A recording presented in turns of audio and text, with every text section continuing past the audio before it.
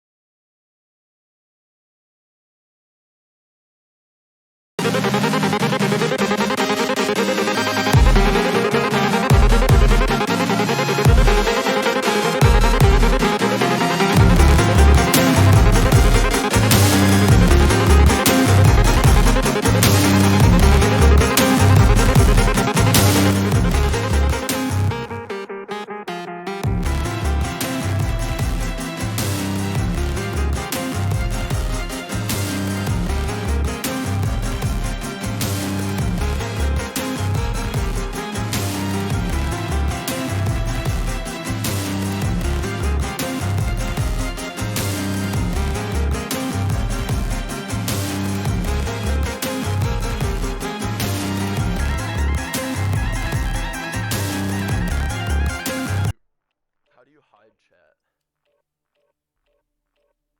I don't know how to do it on PS4.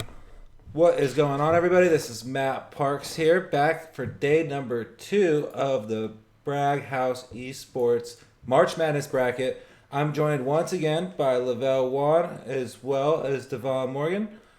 We are here for day 2 of competition. Really excited to see how everything unfolds. How are you guys doing today? Good. Ready for another exciting day. Absolutely. So I know today we have a couple exciting matchups. Lavelle, do you want to go through the games that we have scheduled for today? Absolutely. We got Dayton versus UVA, and we got another multiplayer team against another one-player team.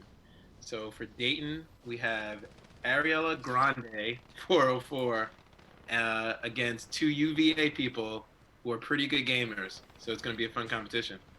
Alrighty. So it looks like right now we have everybody jumping into their first warm-up. So we're about 30 seconds out from our first match, our first drop-in. Devon, I know you were really hyped yesterday to see the competition, see how everything was playing out. How do you feel like today is going to go? I'm hoping these guys bring the noise, man. You know, we had a pretty good competition day yesterday, but towards the end, you know, things kind of went a little down. Different strategies proved different as far as, you know, kills and whatnot. So hopefully the numbers today go up and, you know, we see more competitiveness. Absolutely. Well, let's kick it off. It looks like everybody is in the plane going into their very first match. It looks like... Like, So it looks like Jay Quinn is in a party with R. Bake. It looks like they are actually in a duos party. stay like directly together. Interesting. Now, was the big question yesterday is what kind of strategy should you approach? So people watch the game footage. I'm curious to see how people are going to come out. Are they going to do the squads?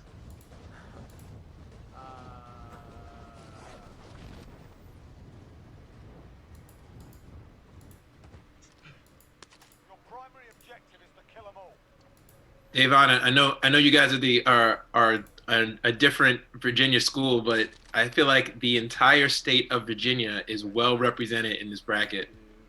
We got your alma mater, we got your alma mater, Virginia Tech, that went ham yesterday. University of Richmond plays later today, and we got UVA. UVA, I mean, they just won the national championship in men's basketball not too long ago. So, I mean, Well, I mean, we did see LSU definitely hold it down. You know, they just won the championship. You know, it's going to be interesting to see like what powerhouse teams. I'm really excited to see Ohio State. You know, it seemed like LSU brought not only a lot of players but also a lot of fans yesterday. If it's going to be anything like yesterday, I imagine we're going to see a couple all-stars kind of rise to the top. Yep. There was a couple of names that stuck out yesterday. We had How many? Spook Streams, MJ Murillo, Freedom, Jay. They made some names for themselves and their teams yesterday, representing LSU and Virginia Tech. Absolutely. Now I remember. How many teams do we have today? How many what? I'm sorry, guys. How many teams do we got playing today? So we have the the other 4 matchups for our Sweet 16. So it's going to be 8 teams over 4 games. So just for everyone that's just now joining us, this is the very first Esports March Madness bracket. So the way that works is a little bit different than your typical, esports competition. You can actually go over to the braghouse.com. Make sure you guys check it out. Fill out your bracket. You can still jump in, represent your school, represent your favorite team, or maybe your favorite streamer. Jump into the esports action. So today we have our first matchup is Dayton versus UVA, and that's 3 to 4 p.m. From there, we have the University of Cincinnati versus Vanderbilt, and that's going to be from 4:15 to 5:15. After that, we have a double Texas matchup, Texas A&M versus Texas Tech at 5:30 to 6:30. And our final game of the evening is University of Richmond versus Ohio State. So definitely going to be some heavy games in there. You can still fill out your bracket, get involved, and make sure that you are getting as many points as possible today. Right on us, somewhere. I think he's above us. Use your heart rate. Yeah, it's actually not too late to still place your bracket. So go onto the website and place your bracket. Absolutely. Now I know we had a couple people that had perfect brackets yesterday, so that was impressive. It's gonna be interesting to see if they got, this other division, kind of worked out too. But we had some natural people really excel yesterday. We also had some people that completely missed. So I think it's definitely interesting that you guys, the Bragg House brought together something like so traditional sports as well as, a fun esports element that we can all, of course, enjoy from home right now. So, I know March Madness was canceled. I know you guys had a huge, annual thing that you guys are planning to do for March Madness. But when that went downhill, you guys pivoted to esports really fast. Like, what brought that about, and what exactly is the Bragg House hoping to grow from this esports presence? I mean, it's the same, I think, goals that we always had. We wanted to create a community of college sports, people who love college sports. And that community means so much. It doesn't mean the person that knows the most about sports. It's just the people that all gravitate together and can enjoy this and what you get from our fight songs, from rivalry. So I think with esports, which was just a natural progression, we just actually can expand that community. And now we have, gamers. I think the way we watch things are digital anyway. So I think this is just a natural progression of it. Absolutely. So, I mean, I know this is, it's the first time for a lot of people to see, esports do something where they tie it in, with a traditional sports presence or, like there's a lot of esports teams out there, but people aren't as familiar with that like they are like their home team school or like where they graduated from, maybe where their brother or sister went to school. It's really something that a lot of people have pride in. So a lot of these, players, they are students, they are alum, all from these universities that just want to get together and really just for the sake of competition still have something to, compete in, of course, during this time. So this is really cool that, the Bragg House and you and your team kind of came up with this and brought this to us. Thanks, Matt. I appreciate it. I mean, and exactly. So we told people yesterday, we said, hey, if your school is not represented here, reach out to us, get us more. We want for you to show your school pride. And some people actually did that. Even yesterday, I got a couple more people from the University of Richmond who like, hey, you know what?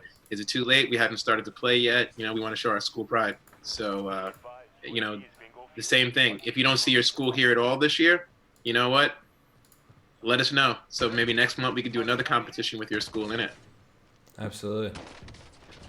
Do we have a tally, an unofficial tally? So I know we have people behind the scenes doing some tally on the score. Let's see if we can get an official score update. Like this truck over here. You down for the vehicle? So you can definitely see some of these players are just, absolutely running and gunning, kind of taking the strategy, from yesterday. They're really just jumping in, trying to grab as much, firepower, as much armor as they can, and then jumping right into the action. They're jumping into really hot, really fast action areas. We have other strategies going, in-house. We have, people playing together in squads where they're just trying to go together and just literally just, roll through everybody in one of these armored trucks. Of course, that's always going to be, a pretty strong, philosophy. I believe, Devon, yesterday you and I were both talking about, sometimes you just got to get in a truck, run through, get some stuff, and just, kind of figure it out later, figure it out as you go. It depends on how bad the situation is and where you landed. But definitely seeing one player play by himself, another player play with squads, it's going to be interesting to see how that unfolds compared to yesterday. Yeah, man, absolutely.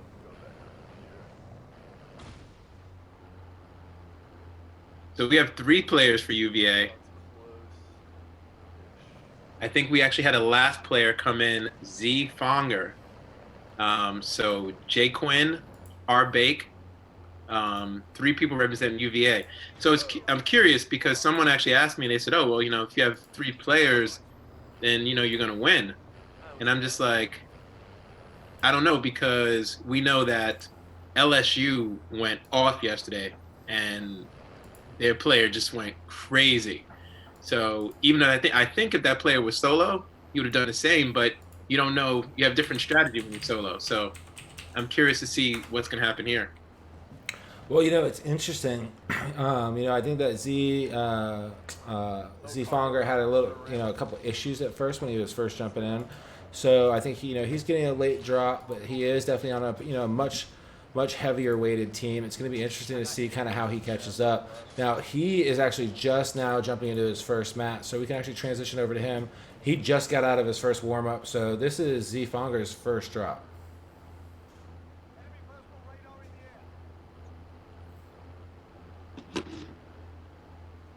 I think it's dead even 0-0 now. No confirmed kills. That's the official score. Let's see.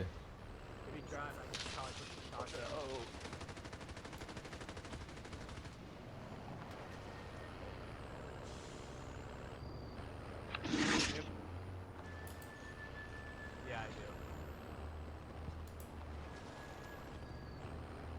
Yeah. Where'd he go?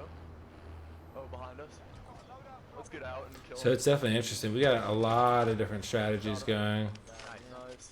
Just had one death. First gulag match, I believe.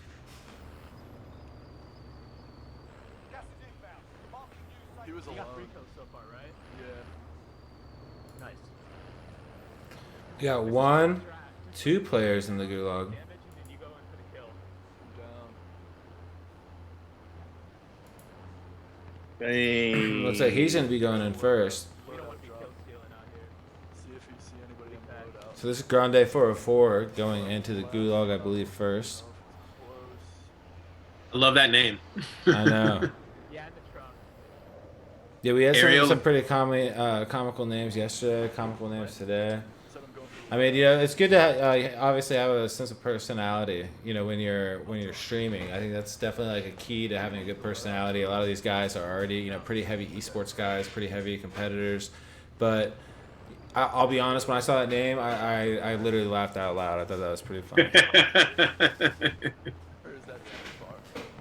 No, it's not that bad.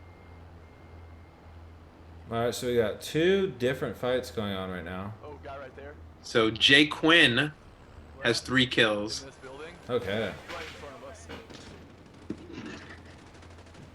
Got him both. Fuck yeah. Let's go for him. No, there's another person in there. Down them again. Nice. Got one. Got him. So I happen to know the Dayton player, and I think he's. I got I 5. think you should watch out. He's no sleeper, or he could be the sleeper. No, he's definitely looking good. Then we gotta go get a UAV. So we'll go ahead. We'll focus on him for a minute. Got another elementary. Looks like he just got a couple kills. So we Yep, he just got one confirmed, another one, so now he has 2 kills. Go to the shopping cart. Oh fuck yeah, Sean, we're killing it. Yeah, let's fucking go. Okay, right here. Let me get a UAV. What do I need to buy? I don't got Just, money. yeah, what? Yeah. And I guess, Matt, if people don't know the format, again, you know, how we do it, it's every man for himself. So everyone is still playing for themselves. There are 3 people representing UVA, but everyone is a man for himself. And the person with the highest score, that obviously, you know, will move their team on. So if Ariel Legrande scores more than all the 3 UVA people, then he'll be moving on. And I think we did it that way because, you know, we wanted, you know, if your team had like 3, 4, 5 people that they were really wanted to come in, then we wanted to have to show them that team spirit. Absolutely. So if you can gather 4 people to come and play for UVA, then so be it. I'm gonna get another UAV. Actually, you can. Now again, just so everybody like understands how this works, you know, once you join the competition, you know, it could be a 1-person team, a 4-person team. The single highest score on the team ends up being that university's like final score. So you know, if one player gets 15, another player gets 30 kills, and then a player on the opposite team gets 37, but he's by himself, the final score is 30 to 37. Yeah, a little bit of confusion. We had some questions. So let's see. We have a couple people already in the chat. Looks like Dawson saying go Hokies. Yep, they absolutely killed it yesterday. Definitely came back with a strong win. We got Alex Bowers as well, saying he's up next in the next Top match. 3 in kills. Top 3 in kills. Yeah. Got him. You got him? Yep. 8. I got 8. I think there's a self-revive. So these guys here are just, you know, they've been absolutely running as a pack thus far.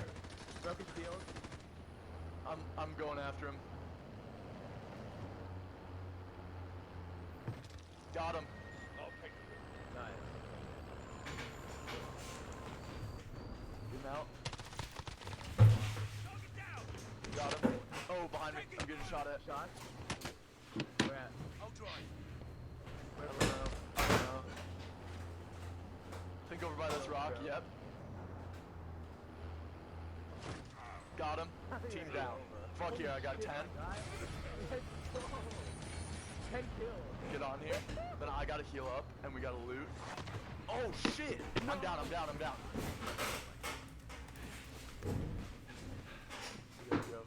Run. Alright guys, so it looks like we've already had a couple different deaths. Good amount of kills Get behind this. on the UVA side. We gotta run for the. So we got, another drop in. This right here is Arbate97. So, he was actually talking about a lot before like the match today about strategy. He was talking to a couple of his buddies saying, should I run doubles or should I run with, 2 other people, somebody else from our school, or should I go solo? He ended up saying he wanted to roll the squad. Pretty much 2 people are going to, walk around, kind of support him, but really let him kind of run like pretty much farm guns, farm ammo for him, really maximize their help. So he's really killing it right now. But they're obviously in the lead right now, but they're also the most organized of all three players. So I expect them to kind of come out of this game as definitely like the top frag. I mean, UVA does not want to not come away with another national championship in basketball. Isn't that right, Davon? Yeah. Wait. Who? I'm gonna drop back. Do you know where he's at? So let's see. So we have another drop in. Now this is, of course, this isn't a warm up. So we're gonna see, how fast he gets back in. That's a big thing I think that really affected a lot of people yesterday, was how fast they were jumping back in, how fast they were getting through. Like some people were jumping right into full lobby. Some people waited for a while. I think that really affected a good amount of players, and especially on the one-man teams, that can be obviously dangerous. I believe yesterday, and I think the FSU match, we saw one death in the final couple minutes. It was a super close match. They could have caught up, but they got one last death, went to the gulag, died, had to like back out, and then jump into a new match, and just couldn't find the time to kind of fight back. Yeah, I feel you on that. We have a fan for Dayton. Ariel Grande. Got a fan. See the chat. Go Dayton. Dude, I'm going to the safe zone. There we go. Hope they do good. Hope they do well. So it looks like we have, as of right now, Jay Quinn by himself has 4 kills. I believe Arbake 97 has about the same number.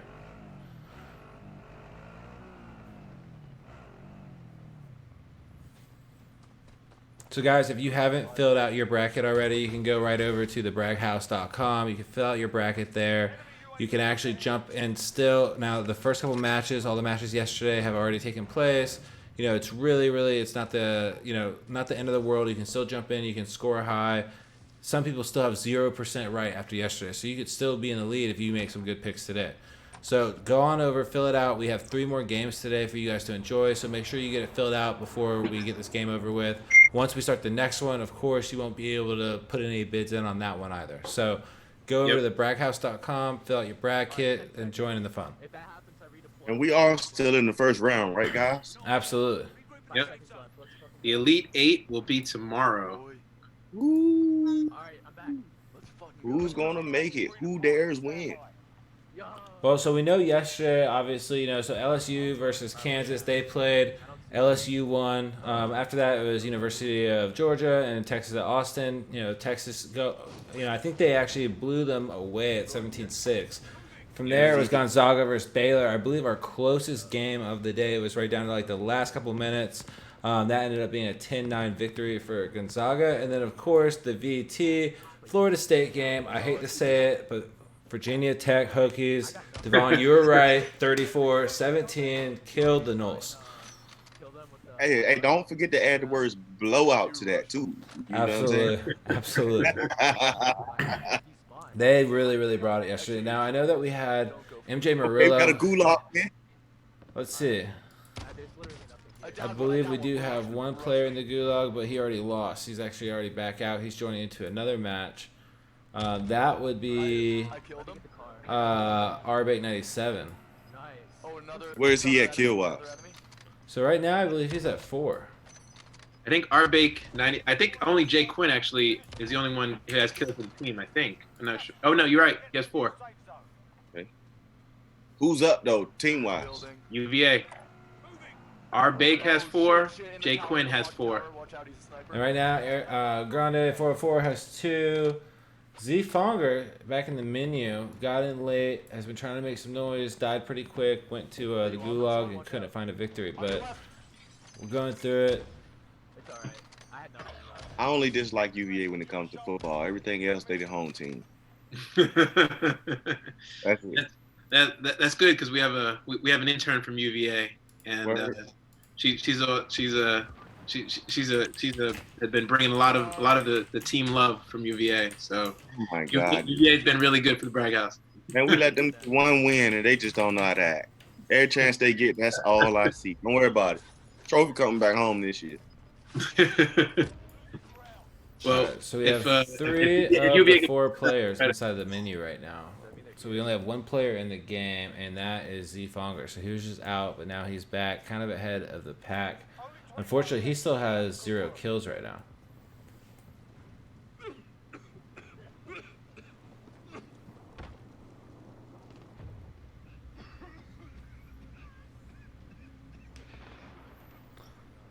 So yesterday, LSU, they came out strong. They had 3 players. Just to kind of break you guys down how the scoring works, LSU's total score ended up being final count 26-12.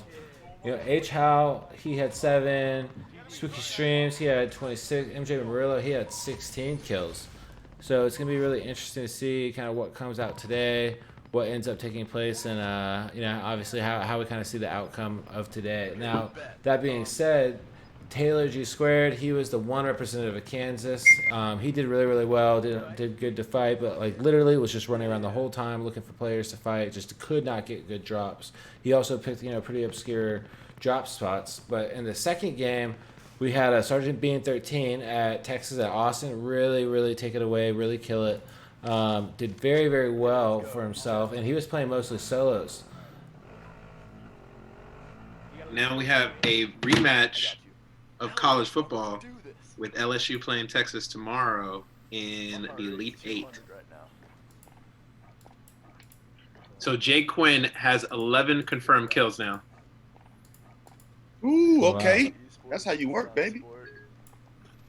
Kind of true, but That's how you work. gets your heart rate up. Pulling ahead hard with just like a little bit over half an hour left.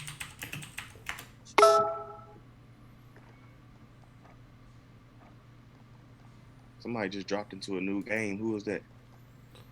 So it looks like right now we have Z-Fonger? Z-Fonger, Jay Quinn, and Arbeck all dropping into new matches. What's up?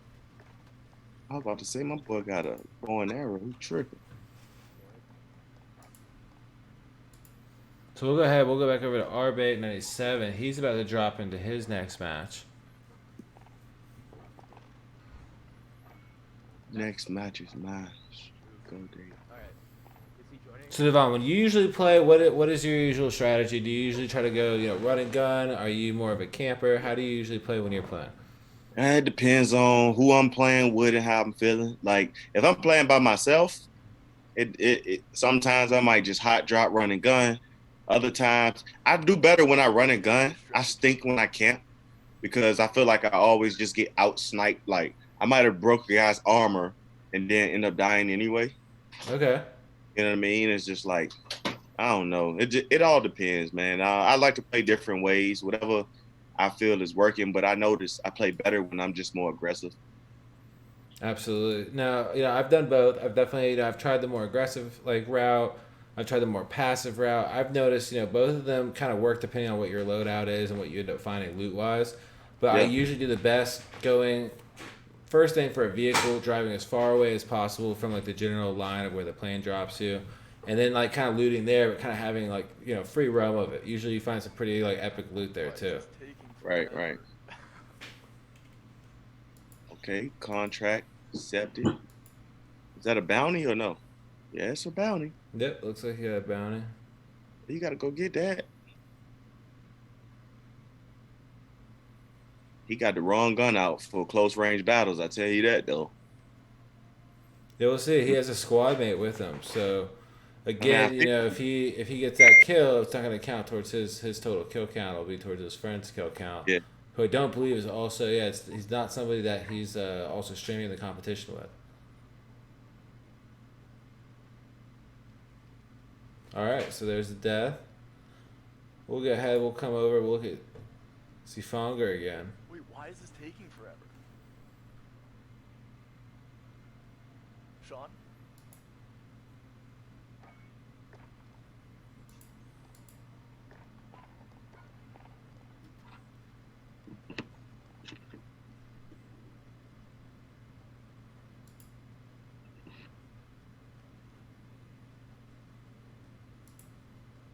Couple different players right now in game. This is Air Legrande 404 here running through. We got it? Now we've seen him get quite a few kills so far. Yesterday's game, the first game, that LSU Kansas game was really interesting. We really watched a couple people really rise to the top, really go above and beyond. It was definitely interesting to see how natural leaders kind of just progressed. They were running, gunning the entire match. I think we kind of saw it emulated through some of the other matches. I know we've had some players like Alex, who I believe he's in the next game. He's been saying the entire time, I'm watching these matches, I'm kind of studying how these other guys are playing. So it's going to be interesting to see how, some players like that come in with the knowledge of how some of these other guys have had success and found failure and try to kind of adapt that into their mindset. I think we're going to see a lot of those lessons be learned and then, displayed when we see the Elite Eight. Yeah, it's kind of interesting to see how everyone's going to come in knowing what they knew. Alex, Absolutely. we're excited to see you play today, man. You brought the love. You brought everything yesterday, man. Yes, sir. You kept the fans going.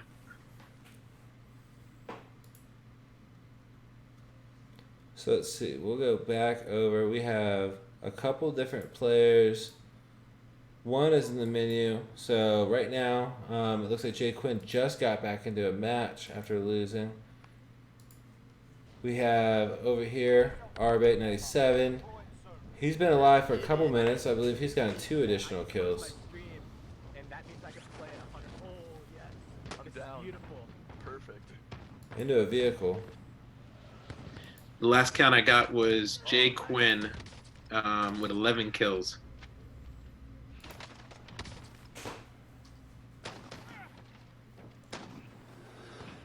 So here you guys, obviously, you can see driving backwards, but also like pretty elaborately through this little downtown city area, trying to get out of it.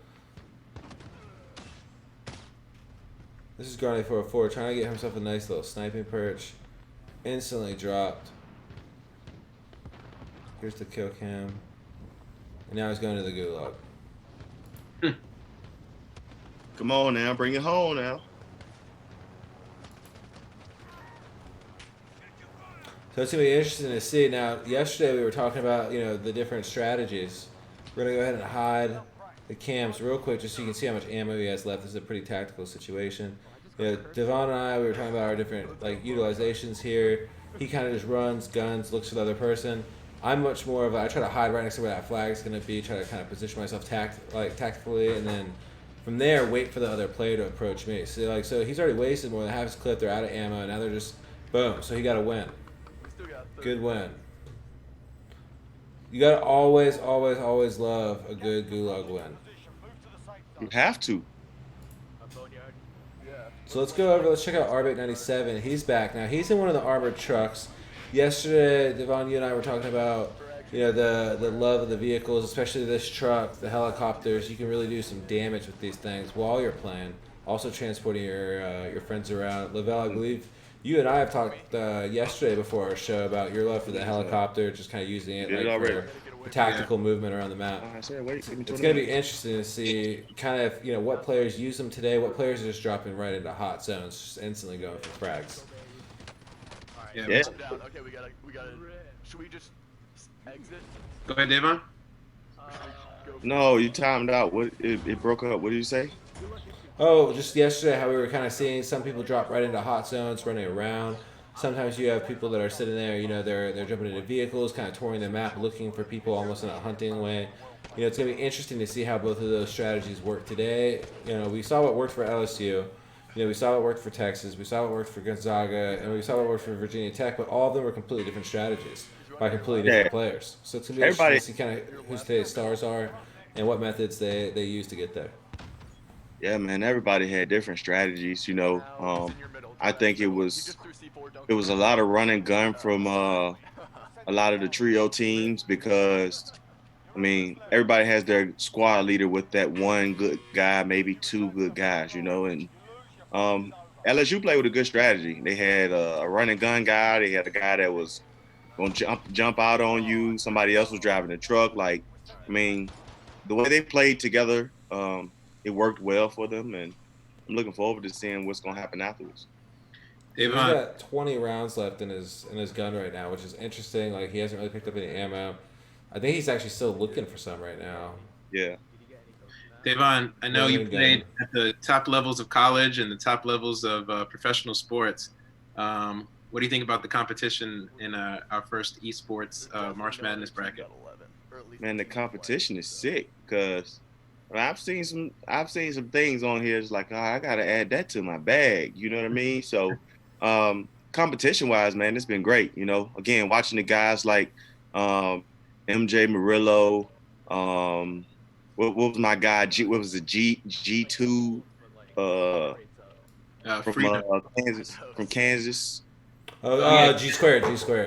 Taylor Square. Yeah. G2. So technically you were right. Yeah, but him. And a couple of other guys that we watched later on in the rounds, man, they just, I don't know. All of those guys played different, Yeah.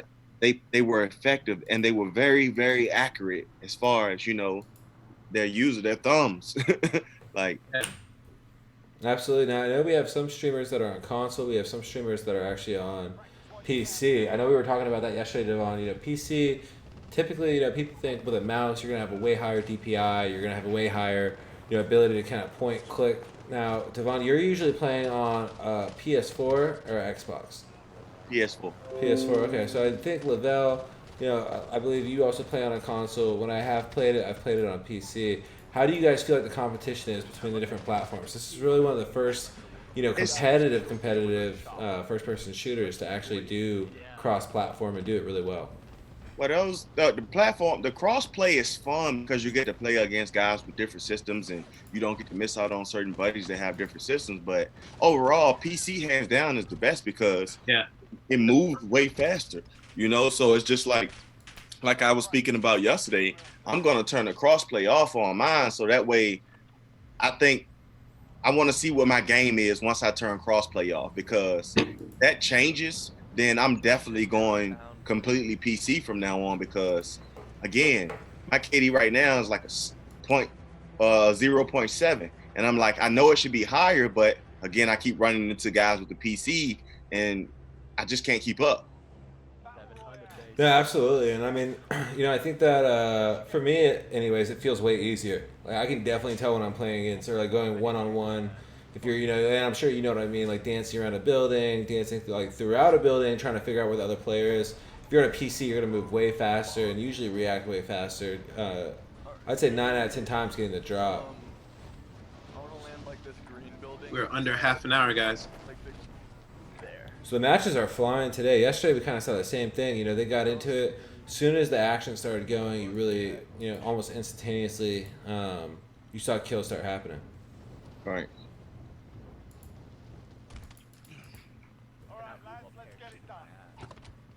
If he had C4, this would have been live. I got a good shotgun. I think our Bake has 15 kills now. And again, every person for himself, individual. So our Bake 97 is in the lead now with 15 kills. Next, Jay Quinn with 11 kills. So he's smart. I notice he's he's using, I believe, an SMG. No, he's using actually a assault rifle, but he is moving around with a heartbeat sensor. That's really that's a huge competitive advantage. I know, Devon, we talked yesterday about our mutual love of the heartbeat sensor. It helps you kind of see inside of the building. So as you're you're walking in, you can kind of see how many hostiles are inside the building. But if I have on Ghost, though, it don't show up, right? I don't believe you do. No, I always run Ghost. I run the Cold-Blooded usually perk, and my third one typically would be the faster respawn of the X button. I forgot what it's called. The field utility. I'll see. I run Cold-Blooded, Ghost, and then Hardline. Okay. Or Overkill. Okay. Yeah, Overkill's definitely a good one. Sometimes if I'm using a sniper, sometimes I'll go that route. Yeah. Well, I feel like I always got to have one, but what I decided to do was, like I told you yesterday, is I go with an SMG, and then I take an assault rifle and put a sniper scope on, a zoom sniper scope on it. Wait, but we got a scavenger. Or no, sorry. So that gives me that ability to be able to still have a high firing rate, but still be able to do it with the distance. I just have to put a long barrel on it or something. Absolutely. Now, I've just recently started kind of getting into some of the attachments. I know that you can get, obviously, like the blueprints as well. That definitely helps, kind of unlock nicer guns than what you necessarily would have as a new player. Or, I mean, a lot of these guys are very experienced, but, sometimes you just try unique combinations and you end up learning that you really like, a certain LMG or, a certain like long-range sniper rifle, but set up in a kind of an abstract way. I know yesterday, I believe we saw one of the players, I believe it was Aim Juden, use some pretty unique combinations that I think were blueprints. I got you. Earlier, with another kill, 5 kills, still trailing to the next lead of 15, but slowly. Yeah. has 20 minutes left. A little over 20 minutes. Try to make our way to the shopping cart. This is Ariel Grande for a 4 representing Dayton now. Focusing on a rooftop, moving pretty slow through like the downtown areas. I really like, for the first time being Battle Royale, their first map. I'm sure a lot of people saw, the first PUBG map. I'm sure a lot of people saw, the first Fortnite map, the first Apex map. This is really, to me, my favorite of all the different Battle Royale, like maps, the vehicles, kind of the layout. It's really diverse. And not everybody, there's enough good loot spots that not everybody hits the exact same, like 1 or 2 every single time. Yeah.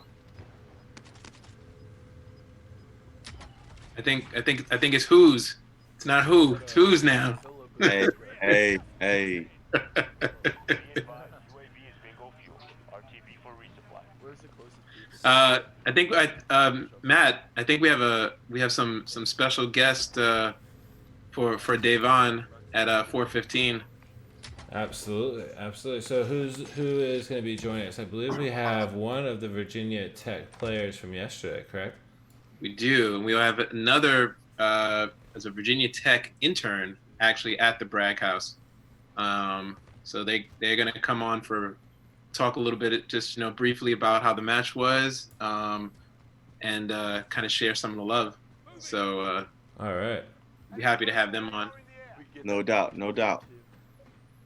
Now I know yesterday, when we saw that match, obviously, we saw a lot of competition. Really, I know that we had Perry Rodney as well as, of course, Freedom J, who just absolutely destroyed with 34 kills. He was really hyped. I remember as he was getting off his stream, he said, I'm going to just go play 1 or 2 more. There's no way I'm going to bed. I have way too much energy. He was stoked, and he was kind of running and gunning, kind of like what we're seeing, right now from Arbeck, just kind of constantly running around, constantly looking for more kill ops. I believe we have him coming on at 4:15. And when that happens, I'm going to be really interested to hear, Devon, you've played, the top of your, peak college ball, professional ball. It's going to be interesting. Like, he definitely asserted himself as a champion, yesterday. I think that I see him going to the Elite 8, possibly the Final 4. I don't want to make too many bold predictions because I did miss some in my bracket yesterday. Obviously, the FSU game.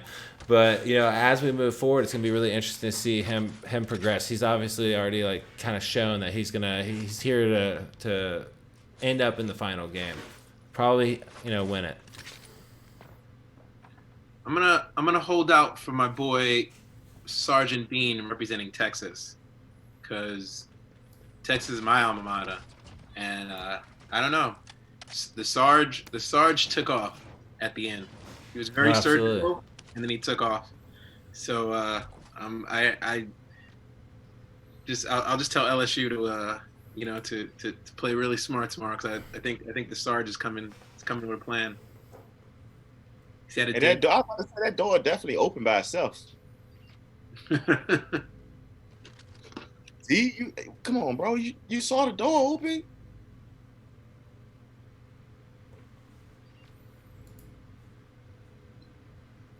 All right, so Zifonger just lost a round inside the gulag.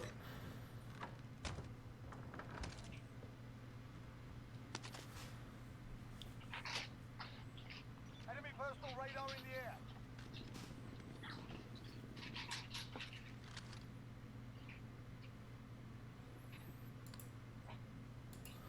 All right, so we have right here Arbeck 97 jumping back, and he's in warm up. I believe we have 2 players right now. So we also have right now going for a 4 inside of warm up. We have, I believe, 4 players now. Nope, actually no, I'm sorry, that's not true. Now Zifonger is finally back inside of a match. He's finally back live.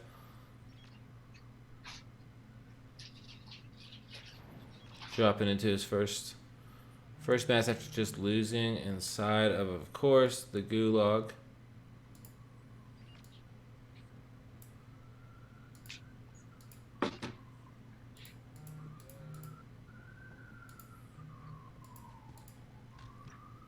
Who's this just dropping in? This is Zifonger. dropping in. See, he going for that loadout. You got to be careful. Yep. See, look. Them boys running away. You dropping too slow, champ. I think he saw him. I think at this point, I think he's just tracking him. He's just waiting. So let's see. So I'm going to go ahead and move the camera for a second so you guys can see. He is in a party right now. So he is one of the players that is in the squad. He has, 3 people. As of right now, I believe most of our players, now we talked about this yesterday, Lavelle, I believe most of our players yesterday were all in squads, correct? Oh yeah. Yeah, So then we got a lot of questions about squads after that. So if you notice, if you look in the lower left-hand corner of the screen, you'll see that he clearly has 2 squad mates. He is not playing with, obviously any of his schoolmates, which really that's probably the most opportune way to be playing. He had 2 random players that he picked up with. Really maximizes his chances of getting most kills on the map. Now, that being said, I heard him right before the match started. He was talking to his friends about what their strategy was going to be, how they were going to go about that. And one of the big focuses was, him kind of, driving, going through, finding somewhere, them kind of just running support, making sure nobody, comes too close. And then as soon as they get somewhere, just try to let him pick up the final frags. Yeah, that's a good strategy. It's been working. Well, we have time, Lavelle. 15 minutes left. There you go. 15 minutes and Jay Quinn with 11 kills. Oh, he just dropped his whole team off. He just seen it. Don't roll him over, bro.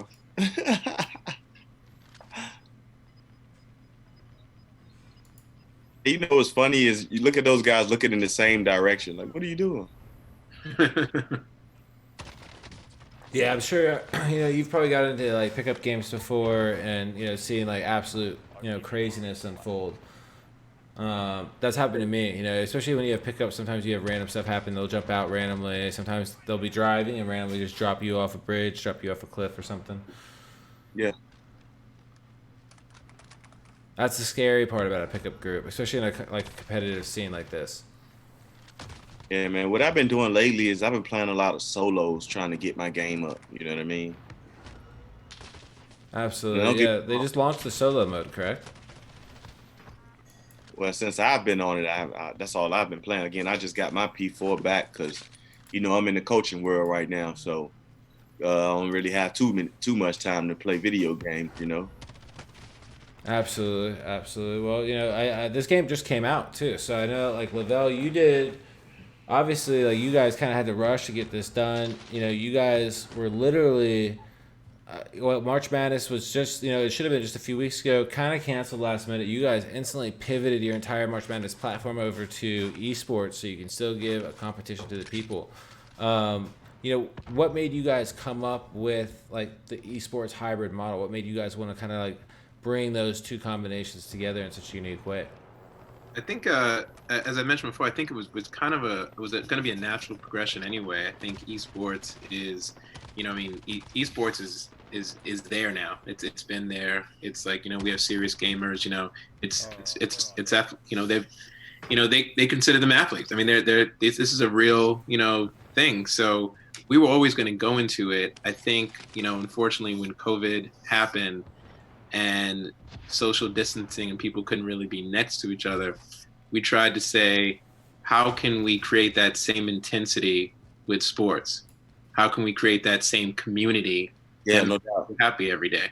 Right. And we said, we can do that. We can do that naturally through esports because, we saw as the fans came out yesterday, that was intense. My blood was boiling. I know what you guys were.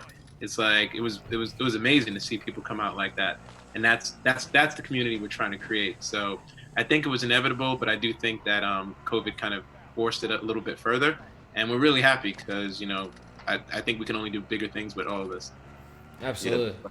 Absolutely. So I went ahead and hit our chats real quick just so we can go ahead and review the team layout. So it looks like as of right now, we also have Z Fonger inside of a party. Now he's only in a duo party.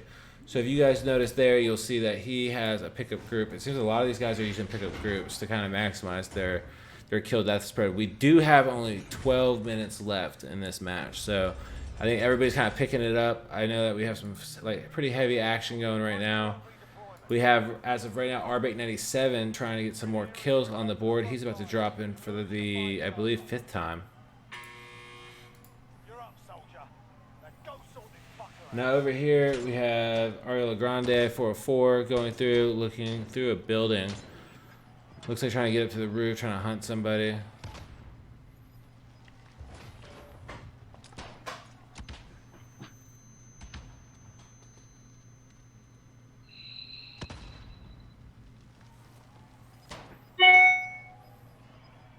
got your ass kicked in that one. We're sending you back to base. It's not over yet. Elio Grande's got a confirmed score of 7. Not too far off from the next highest, Jay Quinn at 11. But, you know, there's only 10 minutes left. Yeah, I'm excited to see how the rest of this unfolds. So now let's click over here. So now we're taking a look at Arbate97 again, looking for options, looking for frags. We're almost at the 10-minute mark, people. I'll break for cover.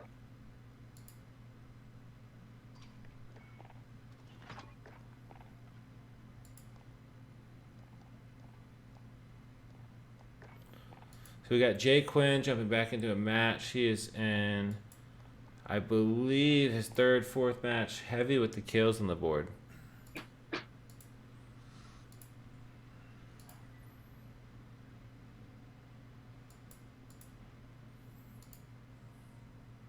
Yeah, I got a new confirmed update, and like I said, you're getting these. We have people actually taking kills live. So I give it to you guys as soon as I get it. Ariel Grande, Dayton 8, and UVA's Jay Quinn 15 leading. Wow. So Grande definitely knew somebody was up there on top of that building, moved up the entire thing real slow, definitely looking for some competition. Found it. I don't know what he's going to do from here, probably jump off. So this is what we saw the LSU-Kansas match yesterday, when Kansas, literally 10 minutes left, started coming with the heat, just started going off. Absolutely. Now they're looking for frags. It seems that Arbate97, he's definitely moving around the fastest. He is running and gunning. He's trying to get to the top of this building.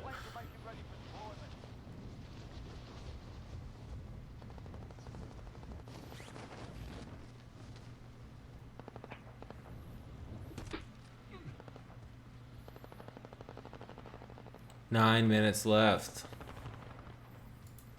Pick it up, guys. You gotta go hard. So here we got Arbate97. Looks like he's running for a helicopter.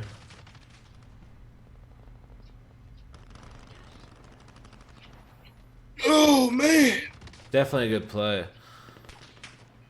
Helicopter can definitely help in game. Hard to get kills with right now. They definitely need kills more than anything else. But I feel like I was gonna crash the helicopter trying to do some of the stuff I see guys doing with that thing.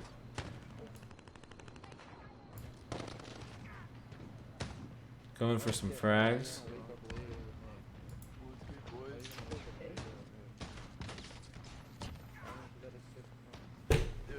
So I'm going for strictly kills here. I'm in a tournament right now. For the most kills, it's like $500. These guys don't have a bomb place and nothing. Time's ticking, guys. Yeah, that was smart.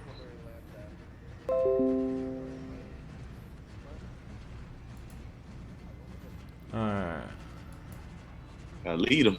One more drop in. Now this is Grande 404 dropping in. We have a couple different ones dropping in. Set a drop point for your team, soldier. Gas is closing on your position. Suggest you get Where are y'all trying to go? I'm down for anywhere. So Jay Quinn dropping in one more time. Now, Arlo Grande 404 just Look got at the silent a complete loop Yep. crate to himself, it looked like.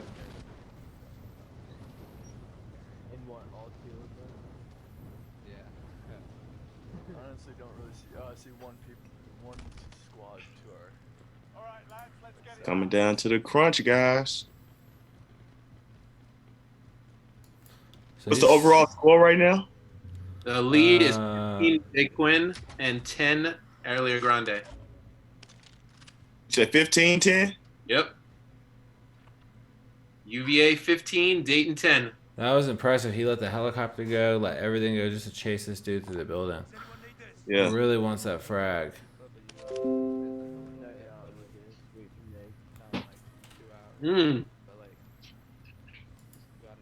Could do a lot in 5 minutes. Yeah, for sure.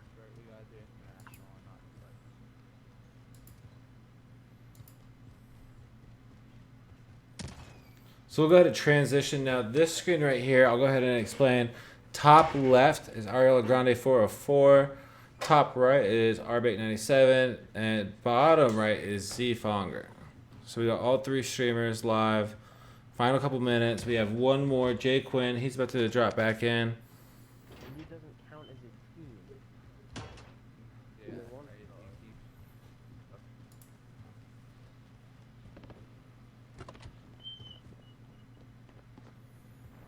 5 minutes left. Got one.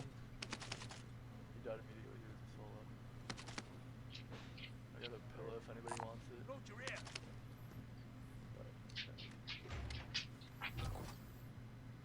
This is where names are made of.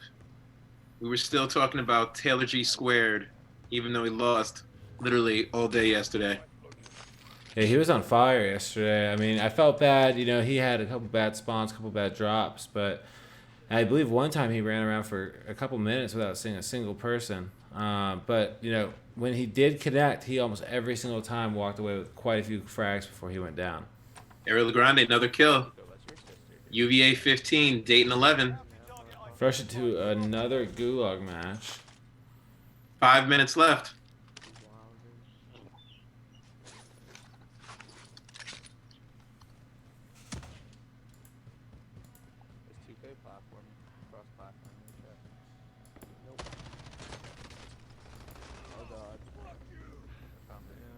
All good. There's a squad.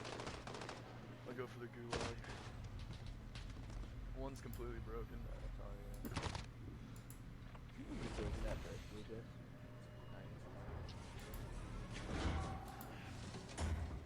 Are you fucking kidding me? 4 minutes left. It's close. It's going down. Yeah, man. So we got one person you gonna act, in a Dick? menu, one person climbing to the roof of the building, another person just now dropping in. My man's just like he's surgical with no scope. People love that scar with no scope.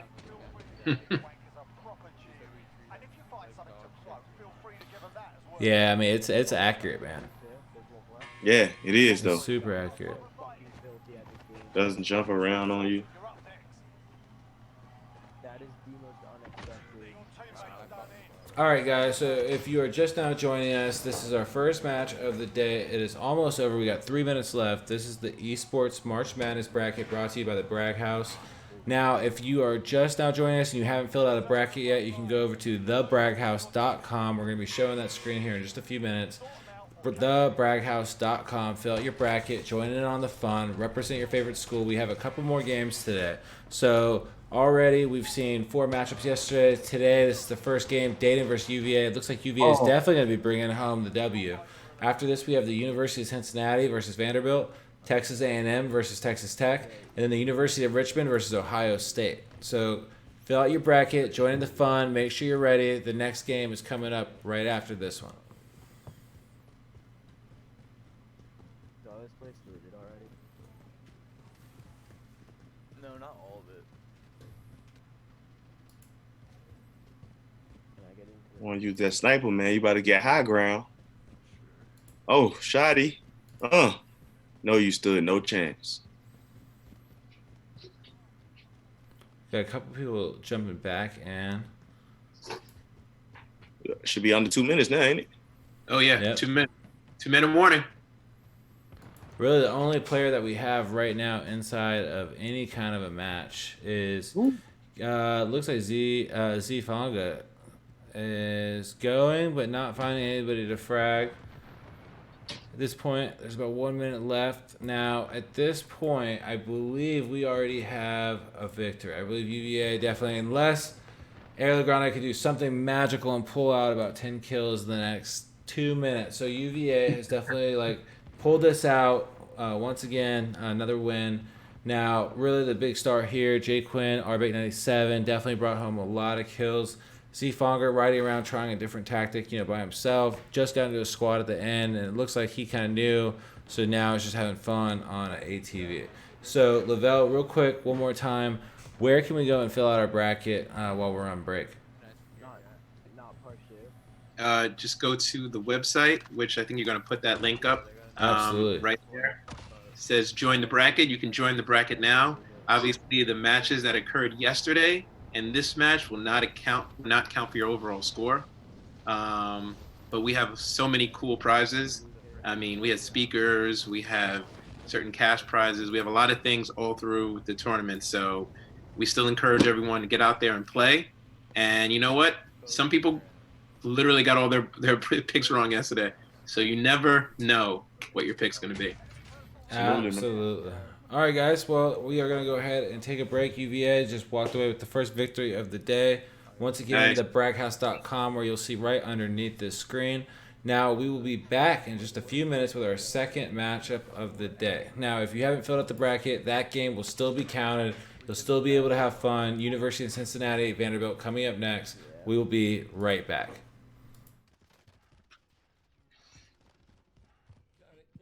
Oh, there's a chest in here.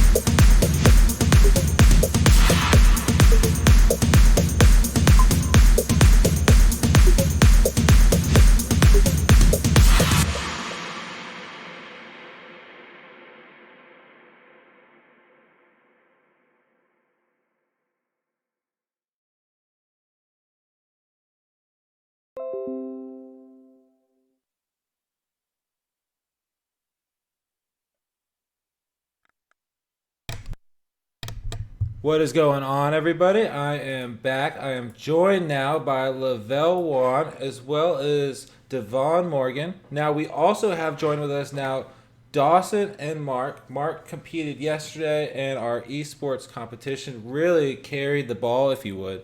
Dawson is one of our VT Bragg House interns. Is that right? Yep. All right. So, Mark, you competed yesterday. Obviously, you brought a huge victory for your team. Now, let me ask, how do you feel like that match went? Do you feel like you're prepared for the next games? And do you feel like the competition is ready for you? When you say match, are you talking about just the overall hour or the last match where I popped off, or? Both. I mean, obviously, you definitely popped off in the last one. You represented popped off. Virginia Tech, quite well. Now, in the next one, you guys have a big match ahead of you. I think that you definitely are ready. But have you been practicing? Have you been watching the competition? How do you feel about the next game? I'm feeling good. I've definitely, these past few days, coming into this week, I've been practicing a lot with my two squad mates. They're both fellow Hokies, Chance and Jack. So I'm feeling good, but I know that all the competition is capable of doing what I've done. Battle Royale is really tough. Some people can have a really good game. Some people can have a poor game, and it almost has nothing to do with your skill level. Well, not that it has nothing to do with it, but anything can happen to anyone. So I've been trying my best to prepare, but I know that at the end of the day, I just got to focus on my game, because anyone can pop off at any time. There's some really high competition in this. Absolutely. Mark, is it anything to do with your fans? Because you guys with the team spirit was huge, man. Oh, man. Came out hardcore. I mean, it was great having Dave on there cheering us on with some Hokie pride. And there was also just a bunch of other people like Dawson in the chat just rooting us on. So that definitely had something to do with my confidence and my morale just going into that last game for sure. Absolutely. I remember just in the last couple of minutes, I remember you really, really went off. Definitely secured the win for your team. Now, are you comfortable with Call of Duty? Do you have a esports background? So no, I've never played in any sort of esports competition like this before, which I think is really cool. I bet a lot of people can say the same, that esports, it's really undiscovered, but there are players, really good players, that just do not have any sort of background. So no, not previously, but I've been playing Call of Duty for my whole life. So okay, there you go. Well, we have a couple more matches today. Dawson, I know that you are there. You are present at Virginia Tech, and I believe you even had a pretty good sized group of people to watch the game with you yesterday. Are you guys pretty hyped on having some kind of sports representation, having esports representation, and in a time where really we don't have many sports to kind of rally behind as a school team? Yeah, no, we're really, really excited to watch Mark and Perry at Virginia Tech. Virginia Tech, one of our main brags here at Virginia Tech is actually community, as well as it is at the Bragg House. That's why I think a lot of people are gravitating towards the Bragg House. It's just because Virginia Tech, we are built as a family. And so it's really cool during this time that we're, stuck at home, and me living in Blacksburg, being able to see us kind of rally, globally against, this virus, and just, unite, and to watch Mark, pop off and Perry play yesterday. Really good matches. It's really cool. Absolutely. Well, we're definitely excited. I have a lot of FSU alum in my family, and I was rooting for FSU yesterday. Obviously, me and Devon went head to head in that, but Mark, you undisputably took that away. You were unbelievable yesterday. So we really look forward to seeing you guys moving forward in the competition and kind of seeing what you guys have to offer. I believe you and Perry tomorrow have your next game, if I'm not mistaken. So super excited to watch you guys. Super excited to see you guys compete, and hopefully we see somebody that kind of steps up to that same level today and can kind of join you at that level of competition for the rest of the match. Also, I just want to say, Davon had to step away real quick to take care of something, but you guys hyped him up though, so that was actually really exciting. And I've known him for a while, and he was hyped to see that spirit come out. So continue to bring that though. Yeah, thank you. Alrighty, guys. Well, with that, we're going to go ahead and let you guys go. We're going to go and join in on our next match. Now, this just got started. We Thanks, do guys. have right now the University of Cincinnati versus Vanderbilt, which is our second match of the day. We can continue the esports matches throughout the rest of the day. If you haven't already filled out a bracket, super, super easy to do. It's not going to take you very much time. In fact, you guys can probably have it done in under 2 minutes, I would guess. What would you say, Lavelle? Yeah, I mean, literally, you can flick through it in under a minute and get all your brackets in. Obviously, the ones that have started or passed will not count because we want to keep it fair for everyone else. But I think if you noted, Matt, because you could see the official records here, some people did not do well in their first bracket in their first round. So it's still kind of open now, So join now. Absolutely. So, just to kind of review from yesterday, we opened up the brackets on Selection Sunday. I was very happy to host that with Lavelle last week as well. Now, we did have a lot of people already, put in, try to compete, try to come back and see if they could win. As of this morning, and as of course, like our first game of the day concluding, we do have a couple natural leaders. So, Daniel Lebo, he has a pretty much perfect bracket. Bossman LJ has an almost perfect bracket. We go through, we see Adam Reed, 26% bracket. We also have, Carolyn H, 20% bracket. So we have some pretty high ones. Nick Anderson, 26%. A few people have gotten almost every single game right. But that being said, we have a lot of people who have almost complete. As Chelsea Skid said in the chat, a bracket bust.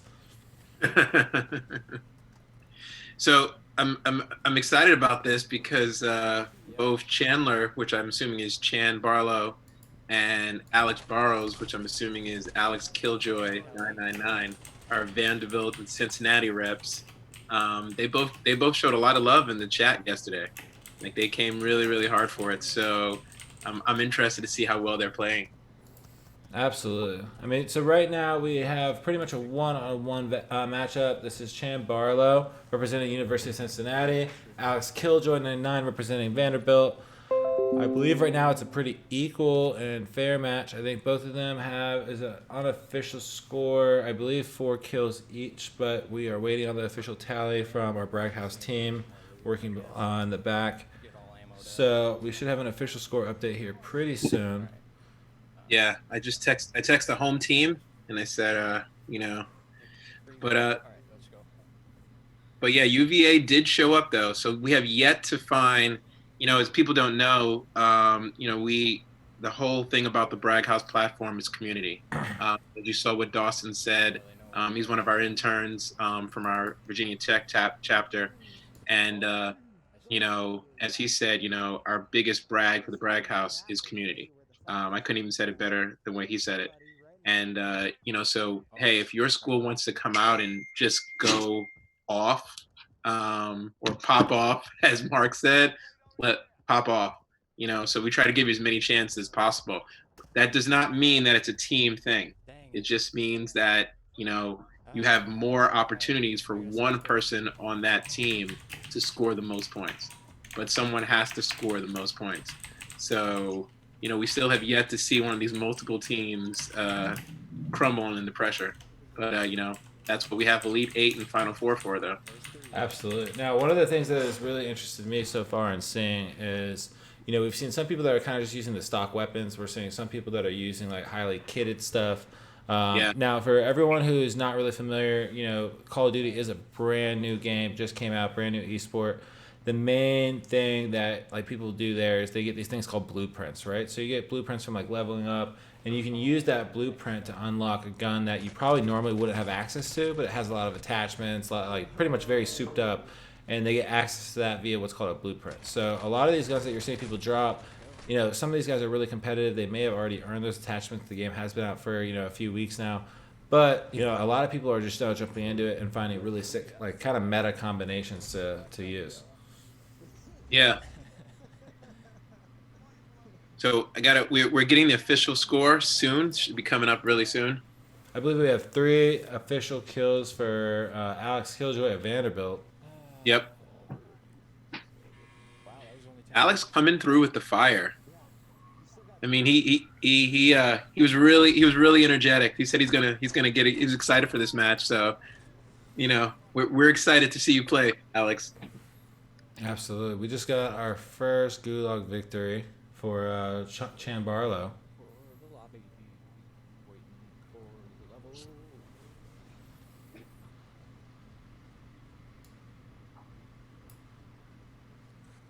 Now we have Alex Killjoy joining another match.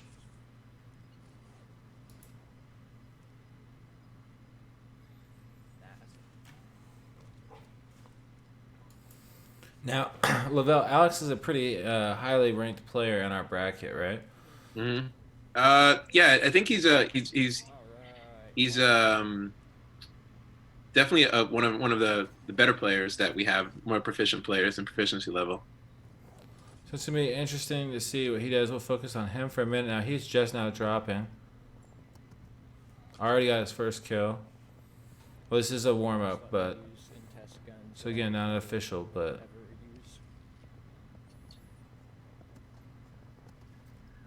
This guy is standing. Yeah, some people just AFK. Getting his warm up in.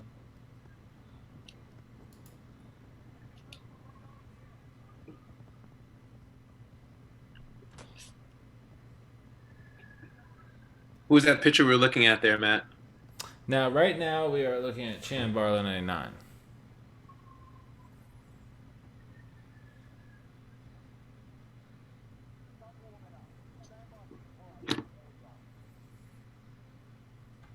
Alright, warm-up's over. Drop zone. From where? Alright, so Chan Barlow just got dropped. Alex Killjoy is just now jumping into his first match. I'm sorry, second match.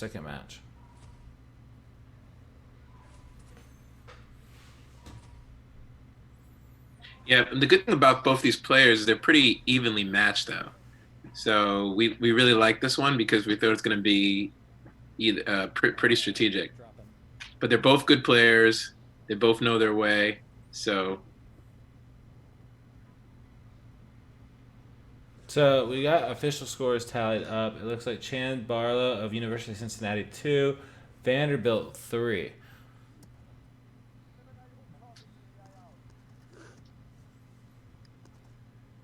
Now we are just a few minutes into this match, so everybody knows at home, this is the March Madness bracket from the Bragg House. Now the way it works is you go to thebragghouse.com, you can fill out your March Madness bracket, jump in, get involved. As soon as you guys fill it out, you can instantly enter to win a lot of cool prizes. We're giving away prizes after every single stream, every single level of competition when people win, the Sweet 16, the Elite 8. Now, you know, Lavelle, you're the CEO of the Bragg House. You guys were the ones who came up with this amazing concept to kind of bring esports and something that we know and love about traditional, you know, March basketball together. Tell us a little bit more about the Bragg House. So it kind of, you know, I was a big college sports fan, and I like that community, as we keep using that word, and I didn't see anything that kind of embraced the same kind of community where I was. So initially, I just wanted something that just kind of like my friends and I can pretty much, you know, talk about our favorite teams and talk about our school spirit, and just kind of had like a forum for that. You know, we can just kind of put up content and enjoy ourselves. And then I realized a lot of other people kind of appreciated that too. They said, "Oh, you know, this is awesome. This is the way we want to embrace sports, and we don't really see that out there." So we kind of worked on getting a platform that did that. And you know, it kind of people started really liking it. They started liking it, and they liked the platform. So then we kind of you know, just said, hey, you know, let's try to grow this. And now we're here, esports and another evolution of it. One kill, go, go, yeah! Love that green light. Oh, whoops, I don't want to go all the way back out. And load up in. Let's go. I think actually Mark said it perfect when he was just like, that it's kind of undeveloped. So it's out there. I mean, we have gamers, we have some gamers who they don't have followings, but they've been gaming forever, and they're just really, it's like it's out there. It's just, it's undeveloped, and I think it's only now people are starting to see the true how far you can really take it, and we want to kind of combine the two together. It's obviously we want to still give the same platform to the esports people, so they can actually see, because they're the ones playing, they're the talent, they're the athletes. We wanted to bring that into traditional sports, so bring something to themes that people understand. They understand March Madness, so our take is a bracket. They understand what's going on, so we've tried to just kind of mesh the two worlds together. And like you said, we're the first one to do this, and I think there's tons of opportunities we can do this with.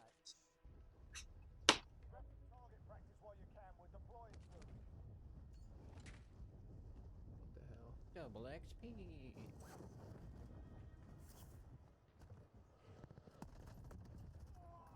We did. We did. He landed right Sorry. in my gun. Absolutely. So I was just asking, so you guys just had a mobile app beta as well.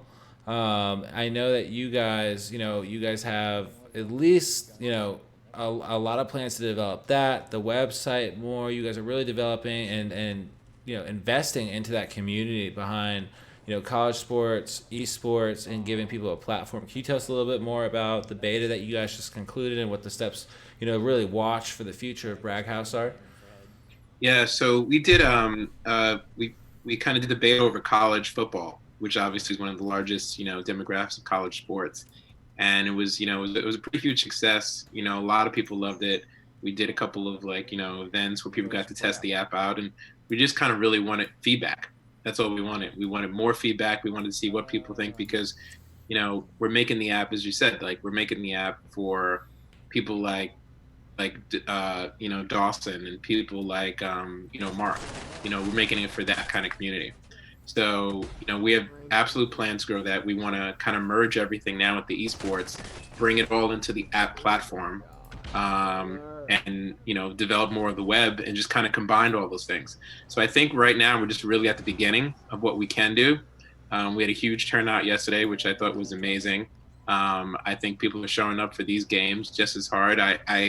I've noticed that it's a lot more strategic today, and I love that, because people are watching. We had a bunch of people literally just studying yesterday to see how they're going to play for today. So I think this is what all sports is about. Absolutely. Yeah, I was very interested to kind of see who would learn from yesterday's action, see kind of the leaders, how they really leaned on the game, and really the gamification model, where it's raised to see who gets the most amount of kills. A lot of people weren't wasting time trying to loot a lot. They weren't wasting time trying to get the best gear, the best strategy. They were dropping into hot zones, running and gunning, and of course the big leaders of yesterday were all people that did that successfully. Yeah. So it was interesting. It was good to see how UVA kind of sat down. They said, okay, this is going to be our strategy. You do this, you do this, you do this, and it worked. It worked. So we haven't seen someone upset that strategy yet. I think that was a strategy of LSU. That was a strategy of Virginia Tech. So let's see how everyone brings it together now. Absolutely. I think we're going to see some good matches in the Elite Eight, because everyone has kind of seen how everyone plays. They they know what works now, and I think the teams are going to be pretty even coming into tomorrow's Elite Eight. Yep. I think just based off today, I think we've seen a lot of very detailed, very strategic movement. We've seen a lot of a little bit slower action, but obviously very focused. I think that can be honestly just as deadly if done right, if done with the right squad. Now I know our first game today, UVA, we saw one of the teams, actually work together, not necessarily in the same match, but they were in, I believe, Discord, some other team chatting app prior to the match, talking about strategy. Our Bake 97 and Jay Quinn were both, going back and forth about, this is kind of what my idea is. I'm thinking about going, this way. I'm thinking about doing this with this kind of a squad. and really just playing for the sake of being competitive and representing their school. And now both of them, I know, were of course very excited, but they also brought out the competition. They were both the top fraggers of the entire game. They are both representing UVA, and I think that really says a lot that they were strategizing, looking at the footage from yesterday, and discussing it with themselves how to best bring it home for UVA, which they did. Yeah, no, the two UVA players you mentioned, I mean, Jake Quinn and Art Bake, they had 15 and 14 each confirmed kills, respectively. So I mean, they both brought it, and it was I think we're gonna see a lot of play like that, a lot of strategic play. Absolutely.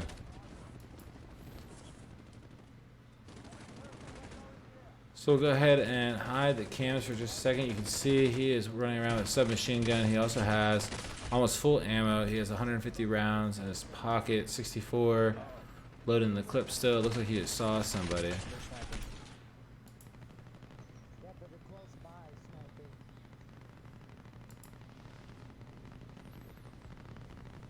Meanwhile, Chan Barrow dropping into his next match. He has 12 seconds left until he goes back. Assume. He's down.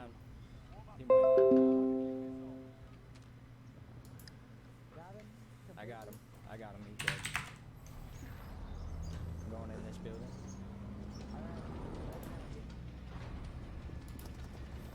So we'll go ahead and focus. Hello, sir. Perfect. Hello, sir. Plates if you need them. So as you can see, Alex Killjoy is really going through, like, representing his team, trying to work with his team. I believe he just has a team of strangers.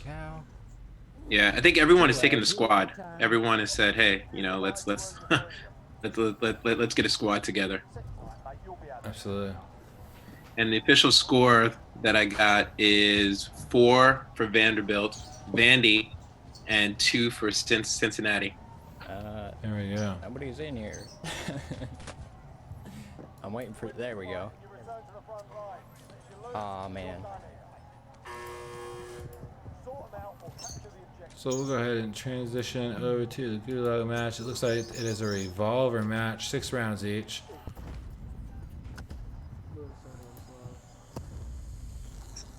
Revolver, it's an easy way to die. Fast. Oh, what the heck? Boom. I'm out. There we go.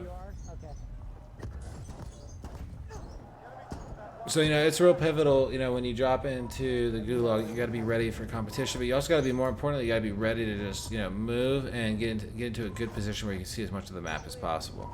Yeah. Oh, come on. Match stuff. Get out of here. I never have success with the revolver. Yeah, the revolver is, it's horrible to shoot. 3 more to add. We still got plenty of time, too. Yay.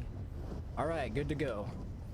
All right, so we got official score update. We have Alex Killjoy now at 7, representing Vanderbilt. So 7-2, Chan Barlow. Alex is definitely trying to bring the heat. He said he would. He said he would. He said he would. He said it very humbly, but he said he would. Your guy. There we go. So T-Chom just asked in the chat on Twitch what the score is. Right now the score is 7-2. Alex Killjoy is representing Vanderbilt with 7, and Chan Barlow is representing University of Cincinnati at 2. We're all good. I'm here. I was trying to shoot at people that you would finish off. I was trying to get a couple hit points on some of them so you'd get the kill, but... Yeah, dude, that guy melted me. I had full shield, too. Because it doesn't give you assists on this one. It gives you the kill if you kill them. Yeah. You can even... If I take their armor plates, then... Well, you can even knock them down. I think I... So now we're watching Chan Barlow.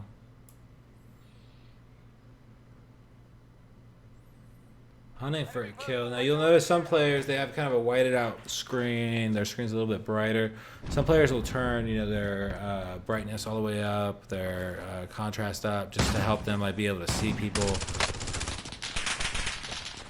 Some people swear by that. I never personally have done it, but just in case people were wondering.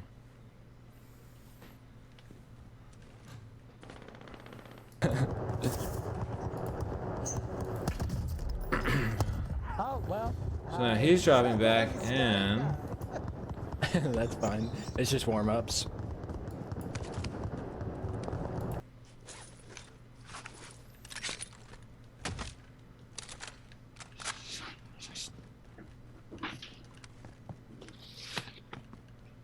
Running around, looking for somebody to get some frags off of.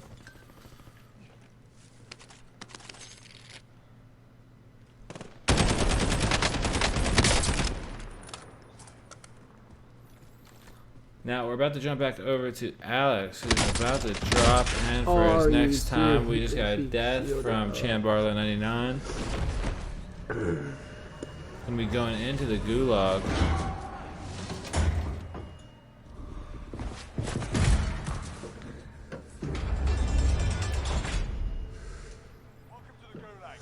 I like Alex's setup. Absolutely. Alright, so now Alex is jumping in for the first time. Not for the first time, but first time after jumping back in. I believe he's had 2 quick matches. Got a couple kills in each one, but he keeps jumping into the hot areas. Now he's already at 7 kills, which yesterday we kind of saw that was the strategy that won. Yeah. And Alex was a student of the game yesterday. He definitely looked at a lot of game film to see the right strategy.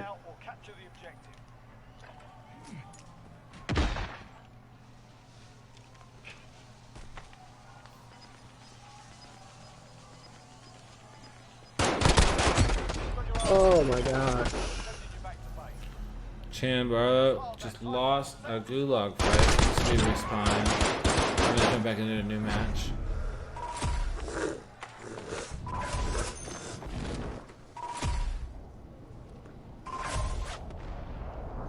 Yeah, Alex is representing Vanderbilt. Vandy.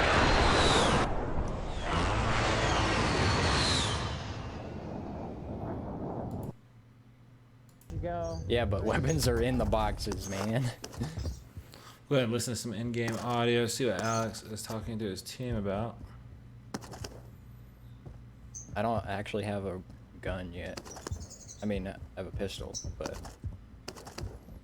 I can drop you the the LMG that I've got. Nah, I'm better with a pistol than an LMG. I've also got a marksman rifle. Ah, there we go. There you I'm go. I'm okay. All right, good. Well, all right, let's go hunting, I guess. Yep, let's go hunting. So they're looking for some frags. Meanwhile, we do have on our other screen, finally jumping back into a match, Chan Barlow, finally jumping in. Now he's jumping into a warm-up. So it's still going to be another, minute and a half until he's actually back in a ring, earning some kills. We have exactly 30 minutes left. So we're halfway done. He's got Final me in building. score right now officially is On the other side of 7-4. it. We're about halfway done. Could even be at the Vanderbilt top. is Claymore. up. Careful. Alex with some good game sense, noticing that Claymore at the entryway door. He'll know we're here. Yeah, right. That makes him try to look for us, right? Says he's right here. But I don't see... He's at the top of that building. He's gotta be. That's why he put a claymore. So they run up to the top.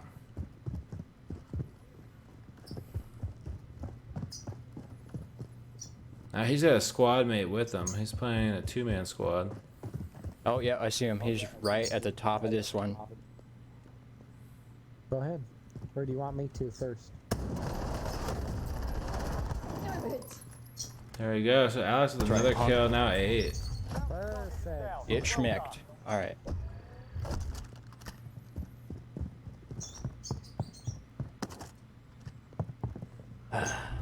Holy cow. All right, I'm getting on roof. Okay, yeah. I was gonna say we gotta find more targets as fast as we can. Now you can tell he is definitely moving around. He's looking for kills. As he just said, you can hear him and his teammate talking about they are looking for kills as fast as they can. They came in definitely knowing the strategy. Now Alex yesterday was even chatting with us in the chat, mentioned that he was watching his competition, studying how they play, studying exactly how they, handled not only like their teams but also just the general chase of how they were going after kills, trying to get as prepared as he can. So I'm really expecting to see him become one of our leaders today. Enemy personal radar in the air. Overhead.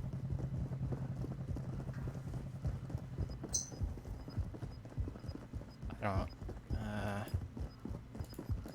So we'll go ahead. We'll transition back over here right now. It looks like he's using an AUG. Because I don't know where they're gonna be now.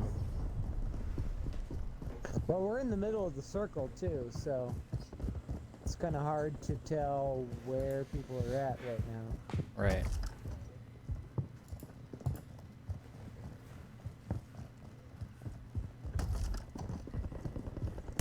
There you go. So now, Lavelle, I know yesterday people were asking, what is the Bragg House about? What you guys would be doing for the rest of this esports competition? Now, I know a couple people even asked about doing like a singles competition, possibly even like a school squad. I know you guys, as you guys said yesterday, are very focused on just trying to engage more with colleges and trying to engage more college fans and creating a community around sports. But could you dive, a little bit more into, what are you guys planning to continue to add for, not only just college sports, but to the Bragg House for as community members and athletes alike? All right. Try to find another one. I don't think anybody has ghosts yet, or a loadout, so I'm really banking on that, if that's the case. Sorry about that, look like you were muted. No worries. Building. Guy. So yeah, I mean, I think we're trying to, we gave an invitation to everyone yesterday and said, hey, if there's something, you want to see, if there's a school you want to represent, we said, hey, let us know. Email us, because like I said, we do this for the fans, for the community.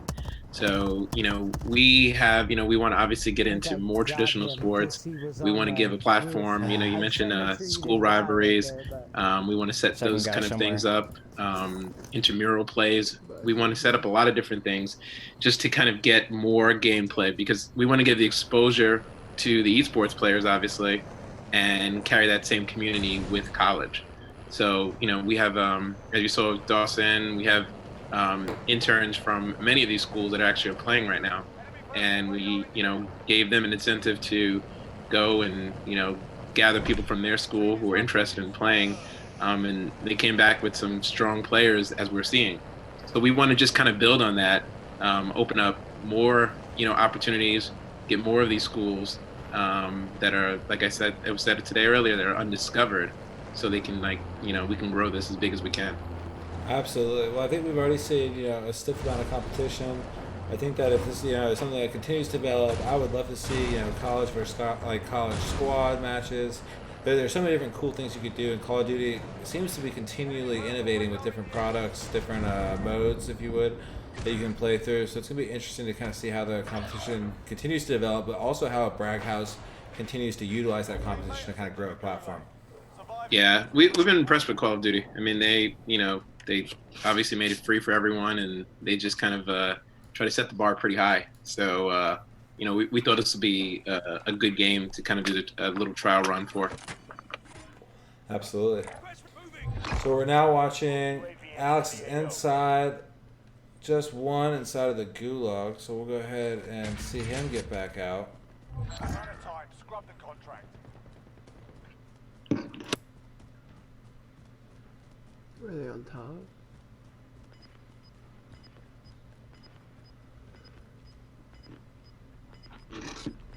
Be advised, UAV is bingo fuel.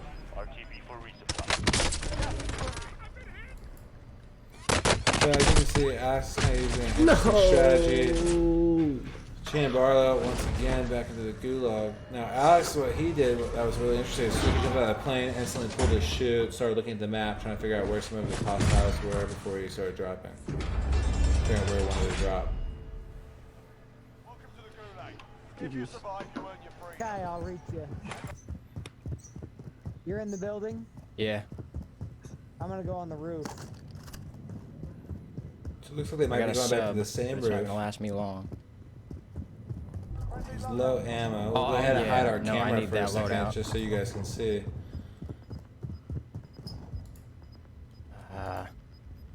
Crap. So it looks Except like I he has gotta 40 make rounds. it there. Of course. Safe zone relocated. Hope this sub will get me until I make it there. UAV overhead.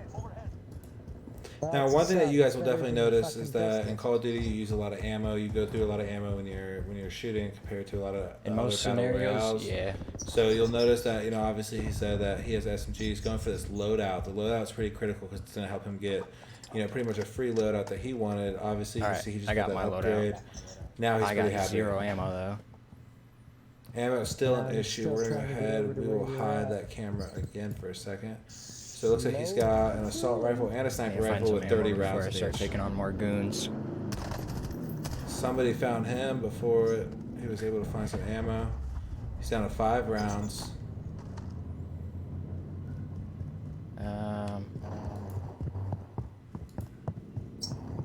Truck heading towards you. Yep. So they got a truck surrounding He doesn't him. even care about me, dude.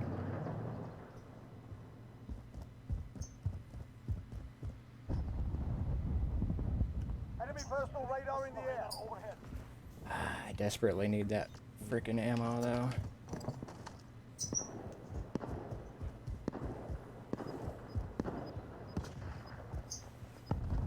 Matt, you still have Right. 7-4 Oh, he's a buff. Vandy He's on as the an official rooftop. score. Let's see. Where's It that looks coming like it. from? Yep, we're still I at can't see 7-4. Now they do officially tally it every time they die. We go ahead, we take a screenshot. Oh. I believe that we also have something that kind of timestamps as they get kills. We have Trying to it's blow pretty him up. pretty can't find simple him. and centralized He's all over like my nose, option dude. for us to just kind of quickly tally all There's the a box scores. here. So as soon as our team in yes. the back gets those scores updated to us, it updates for us. So we should Hey, have an ammo, official score dude. update coming in just a second. None. Can I It's just drop this cross-reference. sub As soon as for the you? players Is this die, we as ammo? cross-reference it just to No, you can drop verify the that ammo numbers for are AR accurate, if you and have that's when we any. have an official score. I'm gonna Unofficially, I send believe this to you Vanderbilt then. is now at 13 Don't worry about kills, it. still in the lead. I'll find something. I gotta find it quick though. I'm gonna go back in this building. I hear boxes. Should be somebody on the roof. So here's Chan still Barlow no going ammo back for into the ring, finally Stupid. dropping back in after a long warm-up. You're running out of time. Go up to the roof of this building. Should be somebody up here. That'll tell me where somebody's at too. Yes. Okay. One thing of ammo.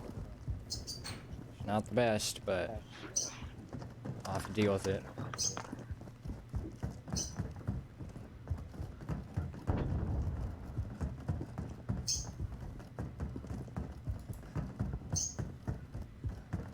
So we'll cut back over. It looks like they are chasing. Alex and his teammate are now chasing to the roof. Somebody who's running up ahead of them, hoping to get some frags.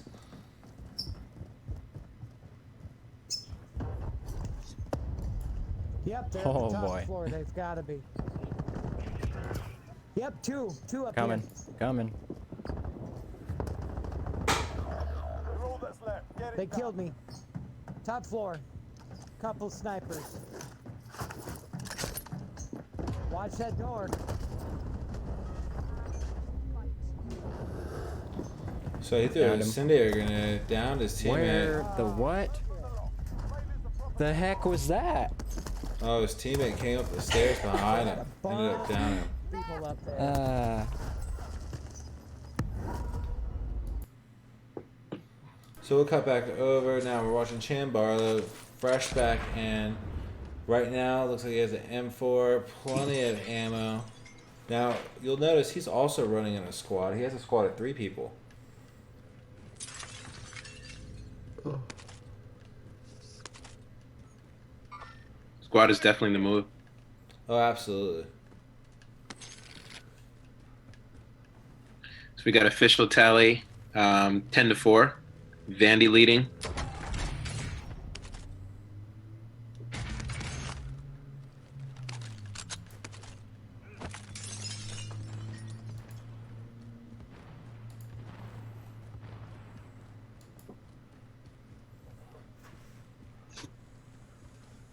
Oh.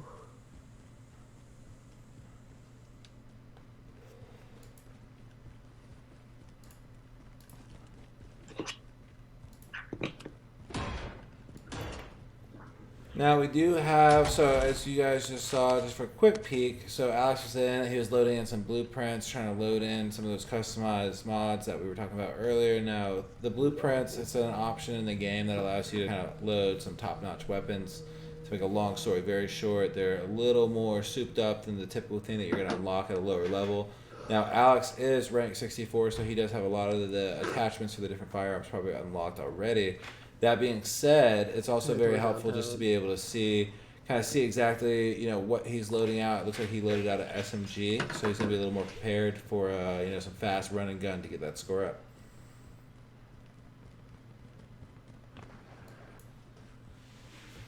Back over to Chan Barlow. Chan Barlow running, looking for somebody to connect with. 48 seconds until Alex is back into a match.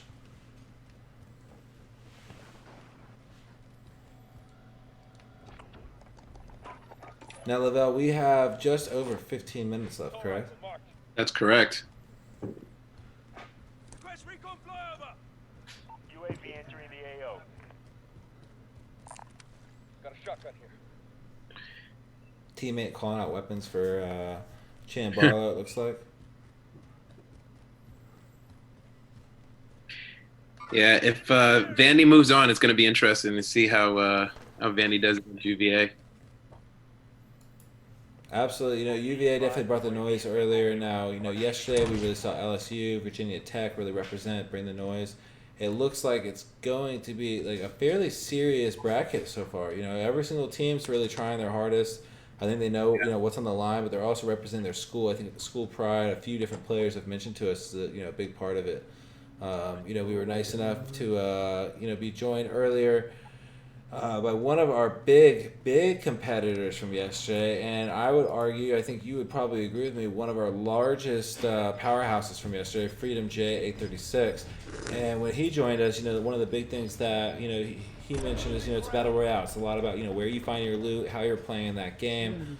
But, you know, more importantly, it's fun for him, and it's fun for him to be able to represent his school. And that's really what, you know, you guys and then everyone at the Bragg House is focusing on, is, you know, producing a community that does that. So that's awesome that you know, we're part of manifesting that. So thanks for allowing us to co-host. You know, I know Devon was with us yesterday. I believe he's having some technical issues right now, but is rejoining us here a little bit later. And you know, all the players so far, the one thing that we've been hearing is, you know, they're having a lot of fun.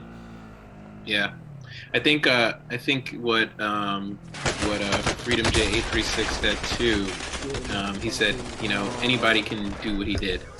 So it's like, and you know, I think that's, you know, if you listen to what the commentary from gamers, commentary from interns, it's like, you know, it's kind of like the same in every sport, you know, and that's what we kind of do. It's like one day someone can bring it, maybe the next day they don't, you know, someone can bring the energy, some fan can step up. It's like there's, you know, so that's why we live and die for sports. Absolutely. Another shotty. 15 minutes exactly.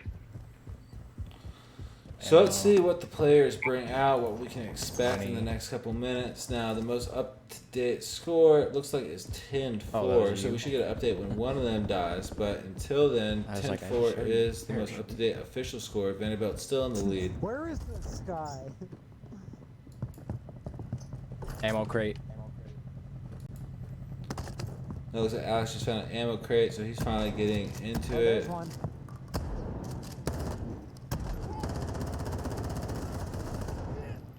He's down. He's down. Come on, get him. There you go. Get him? What do you, I didn't get him. He was down, and somehow it gave me the. I didn't finish him off. I don't know. He killed himself, I think. Left the game before he could be finished. He's trying to get your ass over there. I know. I was gonna go flank him, but but he killed himself. So as you hear, you know, he's working with his team. Farm as many kills. Looks like there's a little bit of confusion. What ended up happening was, you know, the player that they were trying to kill ended up being able to just exit the game. Obviously you can like cut out early, just I'm get letting straight you to the get the hit gulag points, by but when you pressing run F, out so it and looked you like he have to jumped out. reload, So that's unfortunately, not it robbed him getting of that down. kill. Yeah, sucks. But he's like, oh, yeah, you're not getting the kill.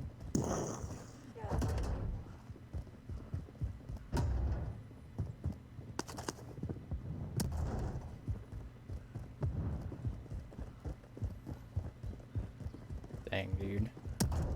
They're all going to be coming from the back end because that's where a lot of them dropped earlier. Oh. So we have Chamberlain 99 fresh into a warm-up match, about 35 seconds left until he's back in. Now, Alex still is in the lead as of right now.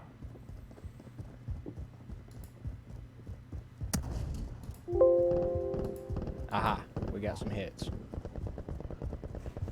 That'll at least tell us where some people are. So about March Madness, the bracket, you guys originally planned to kind of like come out with this for football. You guys pivoted over to esports. Tell us a little bit more about how it works. So we can go to the Now website, I'm we can set, sign up for a dude. bracket, you can pick what school you choose to have represented. Tell us how it works. Yeah, so like I said, we initially started with our internship program, and we told them, we said, hey, we're creating this esports platform, March Madness. Obviously, we're all affected, from COVID, and we wish everyone, to stay healthy, stay at home. Got him. And but we had a huge event planned for March Madness, and it just, obviously it got crushed. So we reached our interns and we said, hey, we want to do something that you can do digitally, that you can do remotely, that still has the same fun as, traditional sports. And we said, do you have any interested people in our gamers? Wait, and stuck in that they were like, yeah, come on, this sounds awesome. So they reached out, and then we took it a little bit bigger, and we said, hey, we're doing a March Madness bracket where obviously you have gamers representing their school, and every man for himself. But if you have, if you have the highest kills, then your school that you represent, you move on. So simple as that. Combines both sports together, and I think it's been pretty successful. I think it's been pretty fun. It's like, I know I woke up today looking forward to seeing the matches today. Absolutely, I was super excited after the matches yesterday. We saw a lot of interesting competition at LSU. Brought it out, heavy representation. So I think all of us knew LSU was really going to bring the noise, especially after the Wildcats just got the NCAA championship They're on roof. trophy, and Red they had a roof. lot of school pride to exercise. And then from there we saw Virginia Tech really bring the noise. That was an amazing game. Now today we've seen a lot more, as you said earlier. I think you said it perfectly. Strategy. We've seen a lot more like slow tactical moving. People are really making sure that they're not, wasting each life. Yesterday we just saw run and gun. As soon as you die, drop out, start a new match. So it's very interesting to see the difference in strategy. But that being said, Alex is still finding a lot of success today, playing much more methodically. Yeah, and I think he's gonna, he will be paired up with against 3 players from UVA tomorrow in the Elite 8. So I'm pretty excited. I'm curious to see him and how Sergeant Bean from Texas. So we have Texas going against LSU. Those brackets are set. And we have what it looks like, if he moves on, we have 10 minutes left. We have Vanderbilt going against UVA. Okay. So again, we have a one person, I think the Sarge was pretty tactical, pretty surgical in his defeat against Georgia. So we have him going against LSU, who absolutely dominated. I mean, they just absolutely destroyed. So I'll be interested to see how that's going to look tomorrow. But we have a lot of good matches coming up. I mean, Texas A&M versus Texas Tech. Everyone knows are 2 strong Big 12 teams. So we're going to have like a Big 12 shootout. And interestingly there, we have 2 players on each team. So we have 2 players evenly matched on each team. And the same for our finale, University of Richmond versus Ohio State. Okay. Versus University of Richmond, both have 3 players. So we're going to see what happens with them. Well, I am excited. Pay attention, you'll be out of So we are now under 10 minutes left. We are at 9 minutes exactly. Let's see, the most recent up-to-date official score is now, looks like 10-4. We're waiting for one of them to die. Every time either one go to the gulag, it seems that both of them kind of work it out. Now, Alex just did die, so I'm expecting an official score update here in just a few seconds. We'll update you guys as soon as we have it.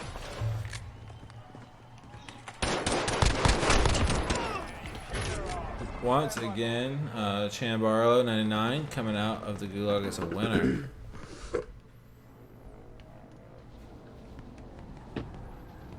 Looks like Vandy is pulling away now with 13 minutes left in the match.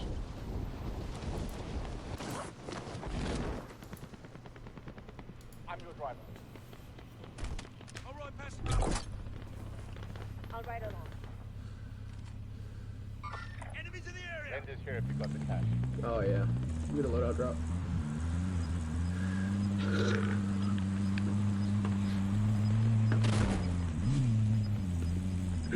Alright, so we'll go ahead and transition back over to Chan Barlow 99, who's currently just got out of a truck, has a big squad, moving through, trying to get some kills. Enemy personal radar in the air. And I'll come back over now. The split screen is really nice. You know, obviously you get to see me and Lavelle's faces, but more importantly, you get to see both players side by side. For everyone just now joining us, you can also look down below. You'll see the Get Your Esports Bracket now. Now, where you guys need to go is thebraghouse.com. You can still go. You can still fill it out. Now, we are a couple games in. We had 4 games yesterday. We have another game today. Now, this is the second game, and we have 2 additional games today that you can still join in the fun. Jump in, fill out your bracket. It only takes a couple minutes. And you can at least jump in for the last couple Sweet 16, the entire Elite 8, entire Final Four. Even if you were to jump in right now, assuming you got some picks right, you would still be better off than some of our users. Well, we have some people that are coming out with almost perfect brackets out of the gate. So join in on the fun, see where you rank, and of course, you know, if you are interested in having your school represented in our next esports tournament, feel free to reach out to us, reach out to the Bragg House. We'll get you guys, you know, on board. We want to see more school. That's the one thing that we saw a lot of questions about yesterday, a lot of questions about just, you know, over social media DMs. I think Lavelle's phone, you know, earlier today before we got started, he said his phone was just blowing up because he had a lot of people that were reaching out, you know, to the brand asking, you know, hey, how can we get involved? How can we get our school onto the platform or into the esports competition? You know, obviously this one's kind of already locked in, but everything that Lavelle said is pretty much, you know, hey, if this one is successful, if everyone loves this, if everyone really enjoys this, we're going to bring more fun, we're going to bring more entertainment, and that's really at the core, you know, what the Bragg House is all about is community and entertaining and informing and giving us a place to, if nothing else, brag about how much we know about sports. Exactly. Yeah, and we've been listening. That's why we encourage people to keep reaching out. We've been listening to everyone. Match Friday, I think, you know, now it's pretty much locked in, the matches. But, you know, people reached out to me literally when we were on the air yesterday, and they said, hey, you know, I have more people from my school. You know, is it okay if, you know, we bring 2 more people into there? And now we have a pretty evenly laced Ohio State versus Richmond game coming up. So we listen to people. You know, if you have your school, if you want to do, hey, you know, I want a competition here. It's like, I know personally, being from Texas, going to Texas, I want to see a Texas-Oklahoma esports competition really soon. I got him. I'm going to Gulag though. Absolutely. Absolutely. Yep. Going to Gulag. Now, I know that you guys just also had an app beta that you guys just finished up. You guys are coming out with a new, improved version of the app.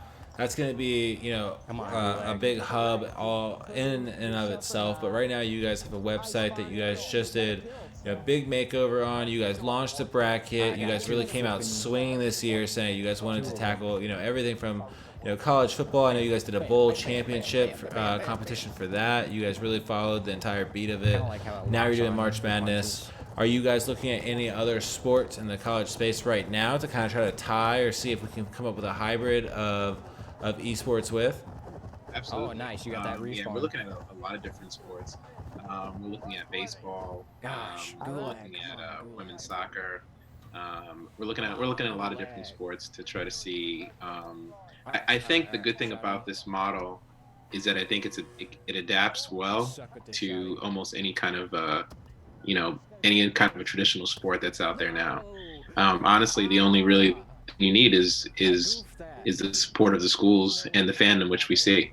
So if you did that, I think the players and stuff are out there, as we can see. So, if anyone has ideas of different things that they want to see as well, but we're looking at baseball next, and then we're looking at women's soccer. Yeah, I got one. There we go. Well, I know that soccer is definitely a big one. I know that there's, a lot of esports out there. There's a lot of, sports games out there. You guys are definitely doing something different by kind of marrying the two together. I'm really excited to see what you guys come up with. And it looks like Alex just jumped out. He's jumping back into a new match. Now we also have over here, we are seeing Chan Barlow 99 also jumping into a new match. Now both of them are waiting. We only have a few minutes left. There's 3 minutes left. Both of them are still looking for a match. So not necessarily, the best time to jump out. We saw that be the doom of a few people yesterday. As you guys can see, it looks like Alex is just, Chan Barlow is just, a couple of seconds ahead. Now, as soon as Alex jumps back in, he's jumping in, and he's literally just now jumping in. He's not even in a warm-up yet, so he's still got a few seconds.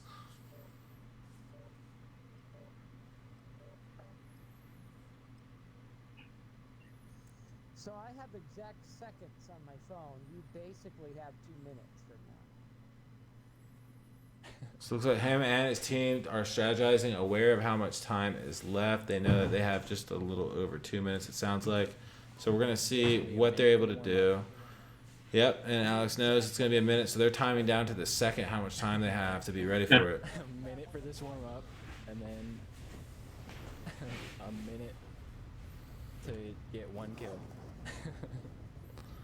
Well, Alex may or may not know he's already in the lead, so we're going to see what he ends up coming up with. But if he can secure this, now we do have Chandler dropping in right now, so he's already dropping into another match. He's fresh off the plane. He's about to go, and we have 30 seconds left on Alex. I'm not good with sniper rifles either.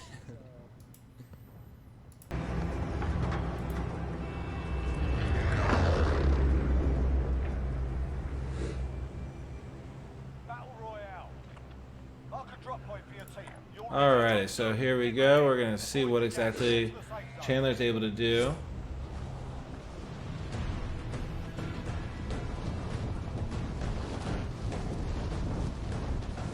Jumping in, looks like he knows exactly what time it is. Jumping like right into the middle of a hot zone, going for as many frags as possible, I'm sure. 1 minute. Alright, now Alex is jumping out of a plane as well. Already heavily damaged. Game over. Damn, and he is dead down. So now we are over to Alex's, Alex's last life. Last chance, probably. Let's see what he's able to do. We have about a minute and a half left. He's probably going to drop as fast as he can.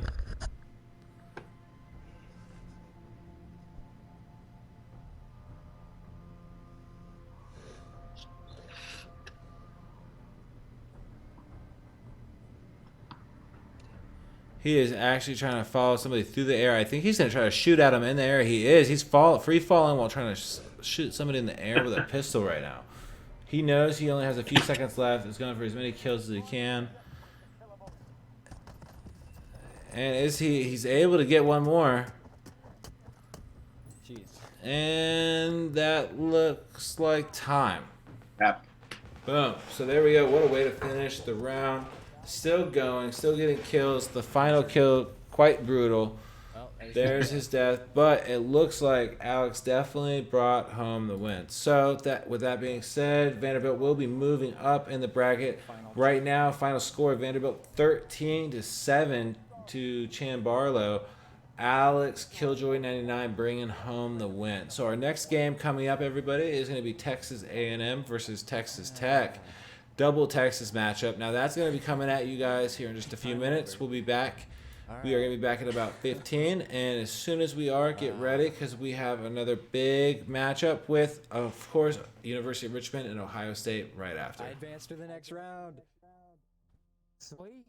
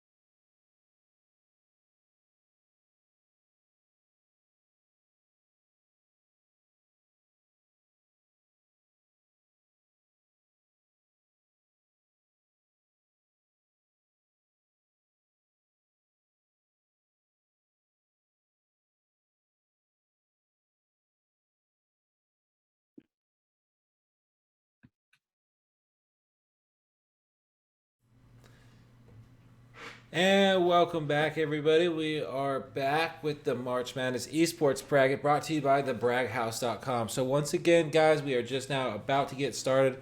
The braghouse.com Esports March Madness Bracket is a combination of where esports and March Madness that we know and love still happens. So what we've done is, well, not what we've done, really what the Brag House has done is they've come up with this innovative concept where they've taken March Madness and they've applied all the concepts of, your bracket, you follow a school, you love your school, represent your school and that school pride, and they've combined it with esports, an awesome new, one of the fastest growing sports industries out there, but also one of the only sports that we can still really actively get behind during this whole COVID-19 thing.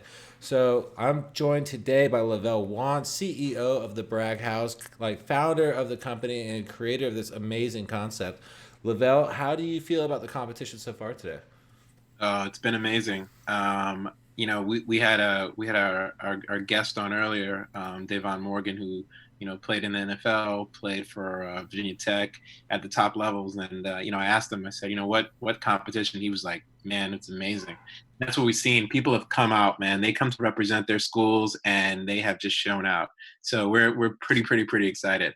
I'm particularly excited for the matches we have now because being a Texas person myself, these schools in Texas are some good rivals in the Big 12 conference that they play in. So I'm glad they were paired up together. So I'm pretty stoked for this competition. Absolutely. Now, I could not agree more. I want to jump right into it because we are both going to see now some warm-up. Now, they are about 15 seconds away from actually jumping in and playing. We have Texas A&M versus Texas Tech, a double back-to-back Texas rivalry. It's going to be really interesting to see how they both play. Right now, we're going to be hearing from Chris, who is representing Texas Tech. Check weapons and gear. We're holding for deployment.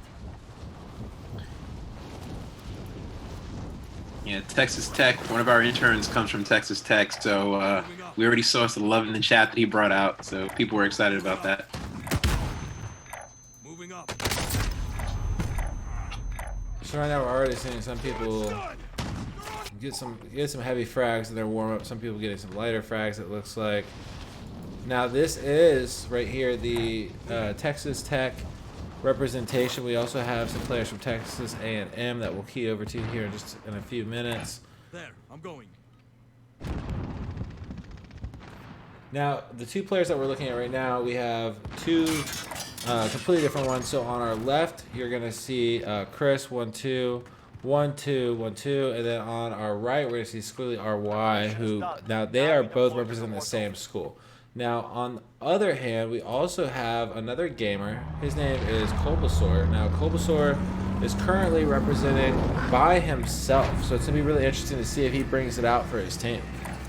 Yeah, and the thing about this is that he actually had a teammate that was supposed to come in, but he was having some technical issues that he had to deal with, so he may have to defend the team by himself. And again, isn't that sports? I mean, it's like, do you just leave it all on LeBron? Did you just leave it all on Kobe? It's like, sometimes you can't just give up. Sometimes you have to say, hey, you know what? Yeah, you gotta keep going. And one of the things that's really awesome about the way that they did this esports bracket is, every single player is individually tallied and counted for their scores. So let's say two players on the same team, one gets 40 points, one gets 30 points. Well, that team's total number of points is still 40. We don't add them. Obviously, that makes it a little bit more fair. We've seen every combination from players from the same school working together in a squad. We've seen players from the same school, in the same match but in different squads. We've seen, solos. We've seen people that go at it by themselves. The one thing that we've noticed is that, it doesn't really have an impact. Some of our closest games have been teams where, one school has 5-6 players representing them, another school has 2 to 3 players. At the end of the day, it's who gets the most amount of frags at the end of the match. Yeah, I mean, I know people play different strategies coming in, and I get that, but it's like you got to look at some of the scores of some of the players. LSU just went absolutely ridiculous yesterday. Virginia Tech just went absolutely ridiculous. So I think tomorrow's matchups for Elite 8, we have some really strong things. It's going to be LSU versus Texas. Sargent is, I think, going to do an amazing job. We have Gonzaga. You know, we didn't really talk a lot about Gonzaga, but I mean, he started doing great. It was a really, I mean, I think it was 10 kills to 9 kills. So Gonzaga versus Baylor, really closely matched. They were both highly ranked, a lot of proficiency. Everything was strategy. They knew exactly where to land. They were killing it, like literally, intuitively killing it. Absolutely. So I think Gonzaga is going to be, I think Virginia Tech. We heard from Freedom today. I think they just have it. But even what Mark said, he said, anyone can do it on any given day. Absolutely. So, if he's having a bad day, Perry Rodney on his team for Virginia Tech had 7. But you know what? Perry Rodney may have the 34 tomorrow. We don't know. Yeah, and we'll see. There's already been some upsets based off, a lot of people's brackets, So right now we are in our final, 2 games, 4 teams of our Sweet 16. So right now, let's just recap real quick for everybody at home. If you're just now joining us, you can go to thebraghouse.com, fill out your bracket, join in on the fun. It's not too late. You can still join in for the remaining rounds and get the scores and win some brag bucks. Also, the Brag House has been really cool. They've offered some different prizes that we're giving away at the end of the Sweet 16, Elite 8, Final 4, and of course, after the championship, one lucky bragger who filled out the most accurate bracket, as well as the top streamer who obviously brings the trophy home, are both going to go home with some cash money. Now, the beginning of the competition started, pretty hot. It was LSU versus Kansas. LSU advanced to the Elite 8. Now, we also had University of Georgia versus Texas. Texas will be meeting LSU in the Elite 8, and that game is going to be tomorrow at 3 p.m. Now, we had Gonzaga versus Baylor, where Gonzaga prevailed. We also had Virginia Tech destroy Florida State 23-9 and move forward into their Elite 8 representation. Now, this morning, we ended up seeing Dayton versus UVA, where UVA carried the ball 15-11 up to meet Vanderbilt, who ended up beating University of Cincinnati 13-7. And now we are watching Texas A&M versus Texas Tech duel it out to see who is going to be moving forward to the Elite 8. Yeah, and right off the bat, Texas A&M 2 kills. So you know what? It's every man for himself. So I don't believe the stacked teams mean anything, but we'll see. We'll see if that strategy holds up though. But Texas A&M has already off to 2 confirmed kills.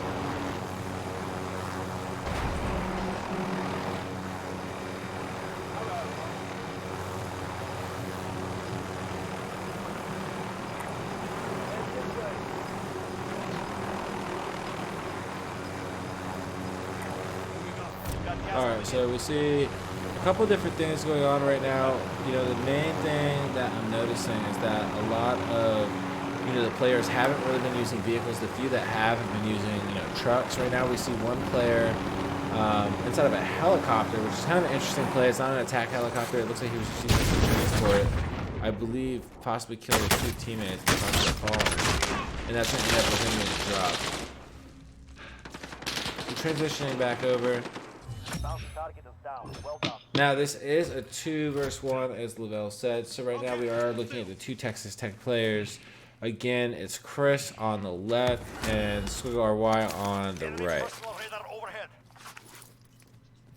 And is this going to be the game where we have one player take out the multiple players? It could be. It looks like it so far. I mean, right now, they are up. Culpasaur is holding down Texas A&M.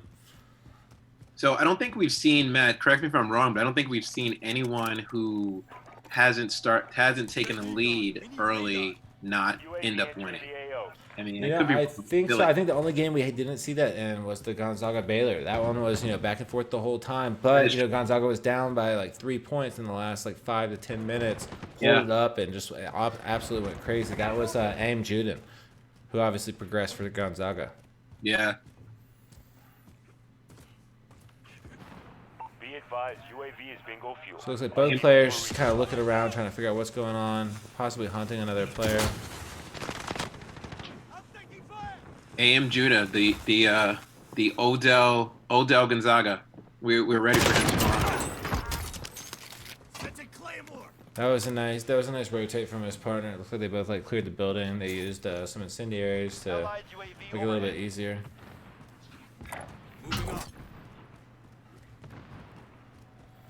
Now going back over to our one-man show, looks like he's at a buy station now. He just made a purchase. He bought a kill streak.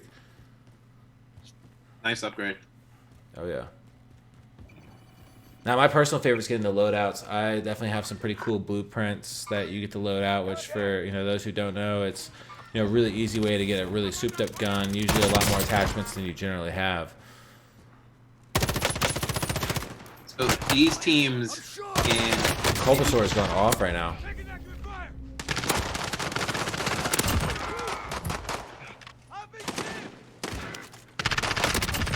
I believe that's 3 kills just right there for Bulbasaur.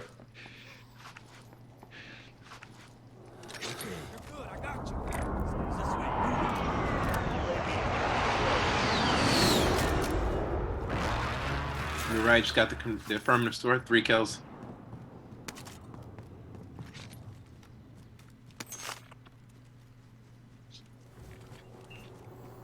So we'll go back over. Let's see what our Texas Tech guys are doing.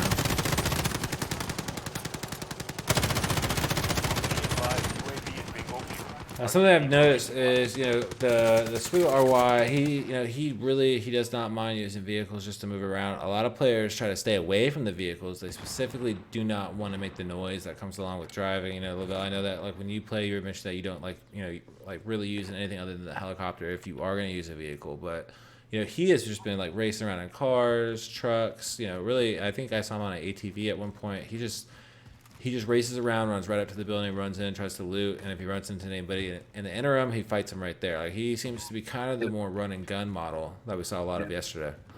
Yeah, we saw that yesterday. I mean, I don't like any of the vehicles, but we saw some effective use of them in some of the squads, and they were just picking people off. So I mean, Yeah, the armored truck today and yesterday seems to be like a pretty common standard. Now, Squiggle RY was the first one to actually pull out the helicopter and use that to kind of like move completely across the map from where he dropped in, get his loot game up, get a lot of loot, get a lot of ammo. You can obviously see the result of that. I think it's been a little bit since he's died now.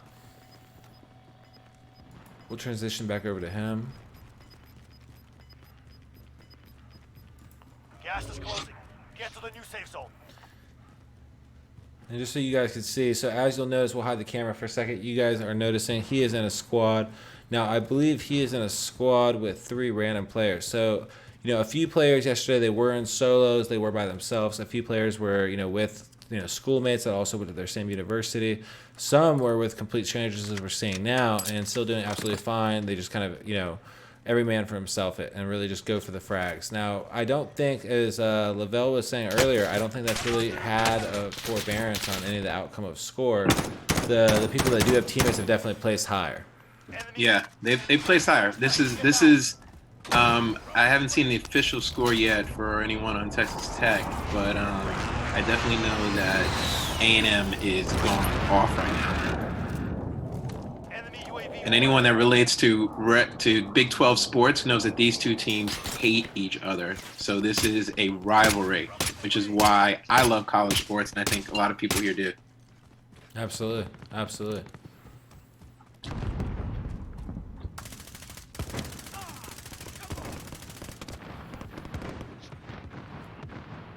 So we do have our first official kills coming in from Texas Tech. It looks like Squiggle RY is at 2 kills. So we're going to see how they can play. We're going to see how that goes.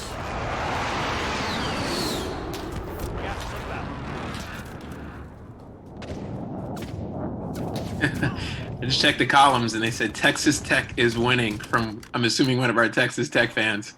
So we got our official score. I think Texas A&M is winning. But you know what? I love that people are scoring at home as well. So, Yeah, they might be right. I think Chris still has not died, so I think Chris has more kills, even though the official score hasn't come in yet. I think Chris is still up there. And just for people out there, it's like we wait, because some things aren't counting as kills, so we wait to the official computer score of the kills in addition to tallying it up. But once they die, we'll see how the computer scores it. And then we'll give you those live. So, could be right. So Bulbasaur down the Gulag waiting for a match. Looks like he's about to go up. So we'll go ahead. We'll move our cam for a second just so you guys can see his ammo. That's pretty important down here. Now he has 14 rounds. Fast kill for him. So he's going to be right back in it.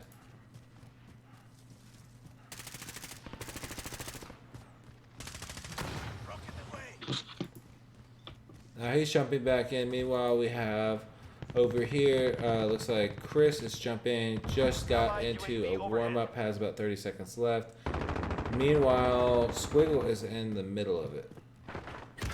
All right, soldier. Mark a drop point for your team.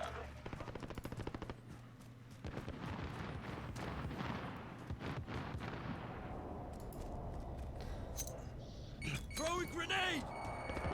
Now Squiggle again with a squad. He has a squad of 3 people. One is already dead.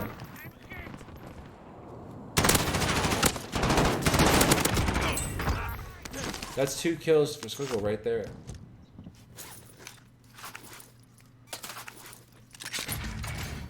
Hey, give me a hand!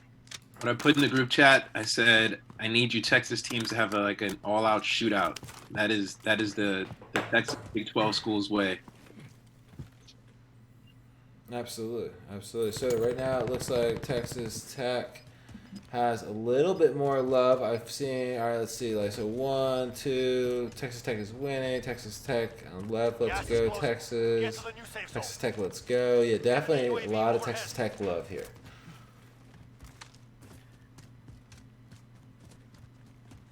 We have another intern from Texas Tech. So you know, hopefully he's bringing the love for his school.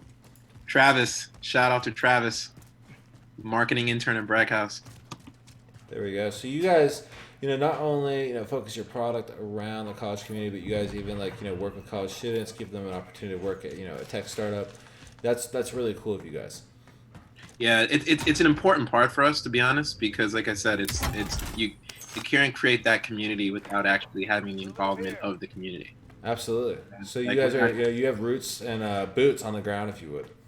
Exactly. And, you know, when we go over, you know, we have an internship. We work with a lot of the colleges, and we try to give, obviously, a very important skill set. You know, a lot of our backgrounds come from, like, corporate America, and we have these kids just kind of starting out. So we want to make sure they get the full experience. And also, but, you know, I'm not in college anymore. So it's like, if I'm trying to get to what this community is, why not get the, you know, the actual people who are there on the ground, as you said, boots on the ground. So we've been really proud of our internship. I think it's going well. I think you know, the interns are happy, and I think we're going to be able to grow this community pretty fast and pretty big. Absolutely. No, I would definitely agree. Now, you guys have thus far already involved like a lot of big schools in this competition, got a lot of players involved, you know, from those schools, giving them the ability to, you know, exercise, again, like school pride in a way that really like no one else really is right now. It's very innovative to bring March Madness into esports. It's kind of blending everything that people love about, you know, esports and traditional sports in one. So again, like, good job. We just saw Kolbasor with another kill. So Kolbasor is absolutely killing it right now. You know, again, single person by himself, Lavelle, I know you said it yourself. You said, hey, I think this might be the time that we see, you know, a single person bring it home. It looks like that could be the case. I think it might be, man. I think it might be. You always want to be the first. So he just called an airstrike. He's about to blow up that entire top of that building. But I'm pretty sure that Squibble has another. I think unofficially, it has to be a tie. That's not the official score, but I think unofficially, I definitely know Squibble had another kill in there somewhere. So right now, he knows that he still has a few people up there. He's waiting to see if he can try to find them. So right now he's sitting at 33 rounds left, 40 rounds in his mag, and 143 in his inventory.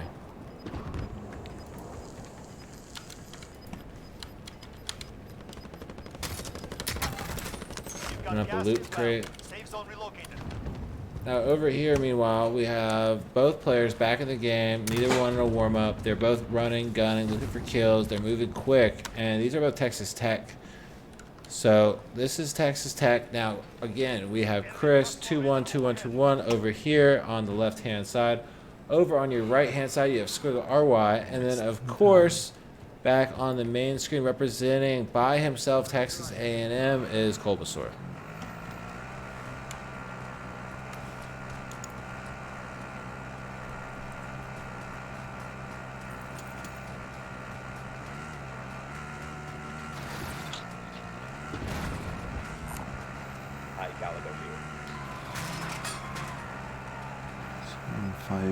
As you guys know, the Bragg House came out with the esports bracket. It's not too late to join. You can still go online, fill out the bracket, join in on the fun. Tons of people are joining, jumping in, making predictions now after earlier games, and this is up to date as of the University of Cincinnati Vanderbilt game. We have some new top scorers. So it looks like Jessica L is one of the top scorers. Daniel Lebo at a 33%. Bossman LJ 40%. We have a few other people that are up in the 30s. Let's see. Adam H 33%. OHBH up at 33%. We have quite a few people that have almost perfect brackets. Joe Rasig, Nick Anderson. A couple people at 40% now. We have a lot of people that are calling these things out right. First esports tournament, to my knowledge, in history where any colleges have been represented, and we have a couple people that are just making absolutely perfect bracket calls. Yeah, I think that will change coming up, man. I think we have some interesting matches coming up. I mean, I know we have I was saying I reached out to everyone online yesterday and I said, hey, let us know if your school's not represented. If you want to see something, let us know. And people from University of Richmond reached out and they said, hey, we want to show our school's pride, and they did. And now they got 2 more players. So I think it's going to be 3 strong Ohio State players, 3 strong University of Richmond players. So I'm really looking forward to that. Absolutely. So Kolbasor just backed out. Now he hasn't died in quite a while. So I'm getting the official score back is 8 kills. So that's 5 additional kills for Texas A&M. Still in the lead. Solo representing. Absolutely killing it. Now he's jumping back into a match. He's just now searching for a new match. So it's going to be just a minute. He does have that minute warm up still that every other player has had, of course, had to go through. We have another player just now about to jump into the gulag. So that's going to be interesting. Fast death. Fast death.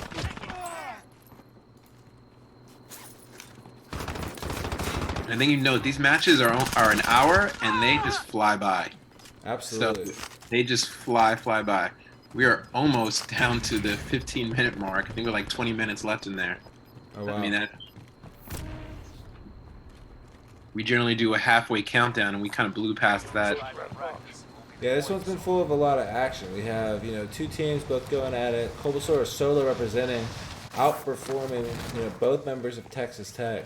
Now, it's going to be interesting to see if they can finish it up that way, but this match has not had a single dull moment. A lot of the matches we've played, unfortunately, there's been a couple seconds where, people drop into the wrong zone. There's not a lot of player activity, and we've seen it impact the kills. We've seen where that player now isn't able to get as many frags and has to either drive, fly, or something else to get to, a hub of players. It looks like Kolbasor and Squiggle are both kind of jumping in, immediately going after, hot hubs of player drop spots, making sure that they're going to be somewhere where they're going to get a lot of action and instantly start going after it. We just got an update. Chris 212121. 8-8. So Texas Tech 8, Texas A&M 8. All right. So it looks like Texas Tech is 10 total now, right? Official score is 10 against Texas A&M's 8. So shout out to Kaysen who said Texas Tech is winning. he was scoring it pretty accurately.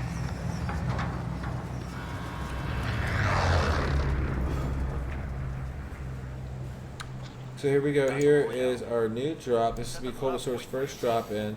So as you guys can see, he's picking his tack spot on the map, trying to figure out where he wants to drop. He's going to mark it with a marker so he can kind of easily hit it, see it from above. Now, as you see him drop in, No. let's The see. game just crashed. All right, so it looks like he just got a crash, unfortunately. Oh my god. So we'll cut back over. Looks like now we're gonna cut back over to our Texas Tech guys. See if we can get some kills on the board for them.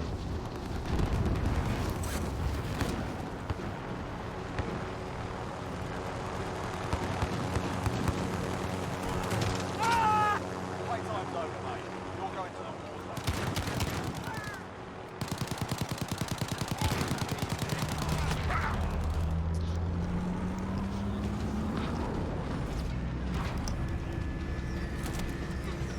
So now, Lavelle, I know that the Bragg House, you guys have a mobile app. You guys are doing this. You guys also have done community events in the past, right? Where you guys are involved, like local college students. You guys get people together. I believe you guys had a lot of bowl game events. We did. We had a lot of bowl game events. We were actually just kind of testing beta out when that happened, but we kind of wanted to see, what the community involvement would be. So, we were fortunate that a lot of some of the bars in the area were based in the city. So we tried it out in New York. A lot of the college things were hosting some of the bigger games, and they said, hey, they would like to partner with us. So we kind of had, brag nights, as we call them, where people got to, our app deals with like kind of what we're seeing now, game predictions. Who you think is going to win. You can, brag on, different contests. So we kind of had people play our brags throughout the competition, throughout the actual games that were going on. And it was, the feedback was very positive. It was very, very positive. So I think right now, along with this esports platform, I think we're trying to combine all those things together and just kind of build out that platform. So we should see some really good things. And I think, like we said earlier, we want to get into baseball, we want to get into soccer. I think we can do a lot of good things with the Bragg House and regular college football, as well as an esports version of college football. Absolutely. I think that unfortunately, I think that college football probably doesn't stand that good of a chance to move forward this year. So it's be really interesting to see what innovative concept you guys come up to kind of represent that. I know a couple other sports have also talked about, being canceled, but I know that you're also, reaching out to college athletes.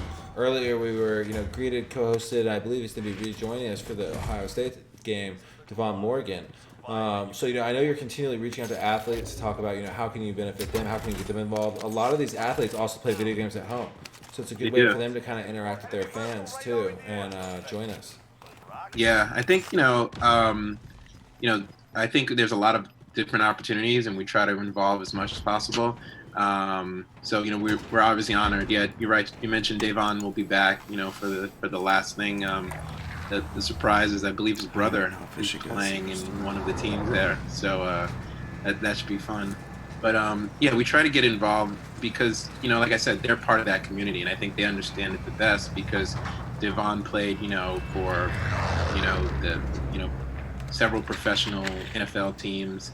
But you can't recreate the loyalty that he has at Virginia Tech. Absolutely. That's his alma mater. He gets love there. Coaches, it's like it's a fraternity that kind of can't be recreated. So and I think that's what we try to give a platform to people who really understand that. And that's a pretty large community as well. And it doesn't mean just just watching every single sports game. I think that's the misconception. A lot of it is just the camaraderie that you have, like with people being together and the different things you remember during those times. So we have a couple of things like various chat features, various social functions, content that we want to give away prizes for people who have the best content. A lot of social aspects that we think are going to be real fun and engaging people. Now, I know you guys have some stuff that you guys have given away in the past. I believe you guys gave away a pretty big trip to the NCAA championship game for the college football. Now, I know that you guys love giving stuff away and are even giving stuff away during this competition. Now, what exactly are the prizes and how do braggers at home get them? Come here, boy. So the grand prize is 15,000 brag bucks, which will give you free opportunities to win a lot more things, including these trips, including cash. We also just wanted to give straight cash because people understand cash, so we're giving $500 worth of cash away. We have prizes along the way, including some JBL speakers. We have fire sticks. So we're top braggers along the competition are still eligible for those prizes. So it's really no reason why you wouldn't play, because if you just got like your final four correctly, if you're the top 3 bragger and just that, you could honestly still get a prize just for that. You probably won't win the entire competition, but you could still get it for that. So we want to make it fun. We want everyone involved, and we want to make it as fun as possible. So I think, like I said, that's the community that we go after. Absolutely. Now, I know that as of right now, you can still jump in. You could join in for the Elite 8. You could even have the last game of the Sweet 16. All you have to do, if you look right there in the corner, it says, get your esports bracket now at thebraghouse.com. So go to thebraghouse.com, sign up for the esports March Madness bracket. As soon as you jump in, you can pick, the very last game of the night. It's definitely not the smallest game of the night. We have a huge matchup, Ohio State versus University of Richmond. In fact, I think it's one of the games I'm looking forward to the most after the Virginia Tech FSU game. Yeah, huge. Tuning back to this game, I mean, this is we got the official score back now. Everything's been tallied, and it's a tie.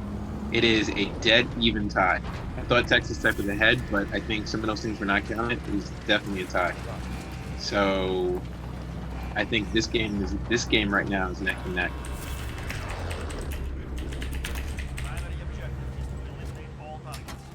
All right, so definitely heating up. Now we are under 15 minutes left. We have approximately 13 minutes left of this match. Now, as of right now, Kobasor, it's a tie. He's looking for his next match, trying to jump in. Our other 2 players representing Texas Tech, Squiggle RY and Chris, are both in now. One is dropping in fresh out of warm-up. The other one has already been in it, well stocked, and is alive. So we're going to see how this plays out. Dropping right under a roof with 2 other players. Bringing the noise. 2 kills right off the bat.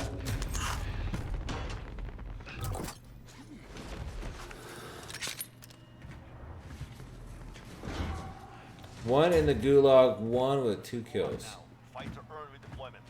Jumping down the stairs, trying to get down as fast as possible.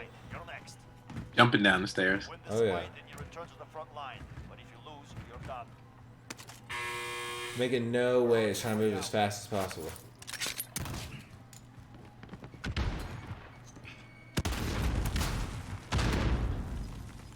Meanwhile, Kobasor over here getting right into it as well. Now this is his warm-up, so it's not quite as much. Fast, almost immediate gulag win from Squiggle RY.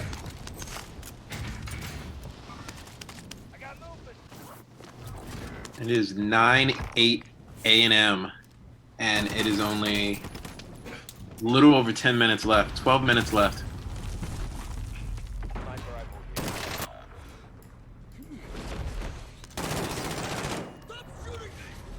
Alright, so we got 14 seconds left till Kobasor drops in. 10.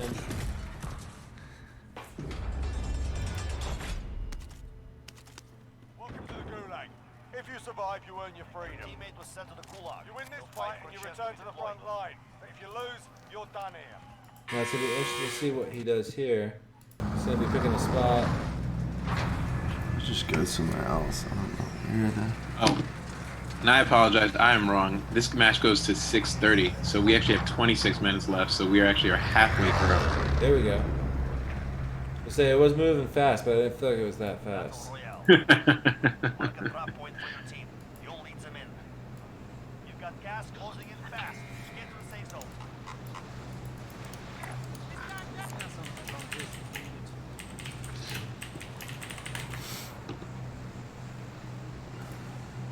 Alright, so he is dropping in.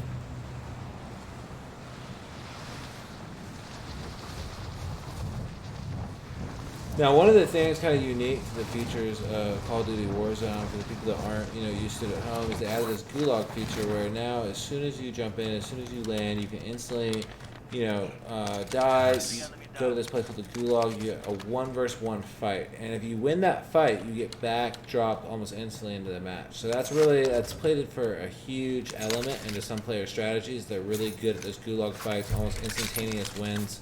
And because of that, they're right back into the round, earning more kills again. And it cuts down on that like minute and a half from having to start a new match.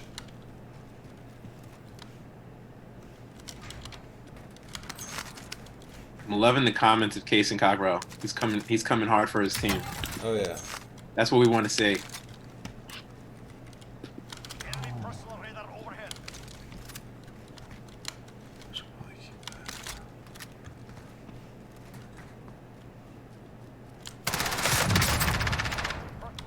Bring the action.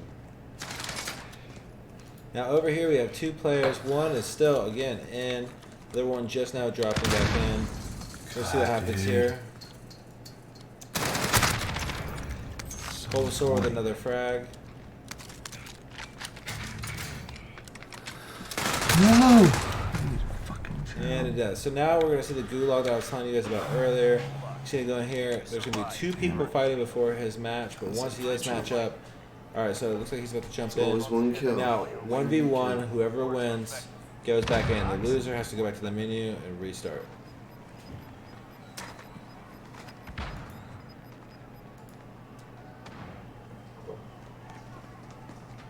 Now we'll see what kind of gun he gets, what kind of ammo. Sometimes it's a shotgun, sometimes it's a pistol.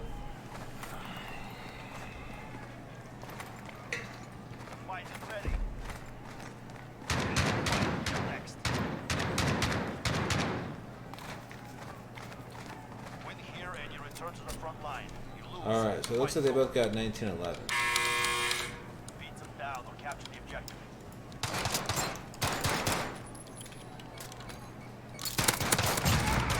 Fast kill. Again, Bulbasaur, every single time he's gone in, instantly almost wins. That's had a huge impact. Now, over here, we're seeing both Squiggle jumping into a match. I'm sorry, Chris jumping into a match. Squiggle dropping in from the plane into a fresh one. Oh my god, what a shit show is going on over here.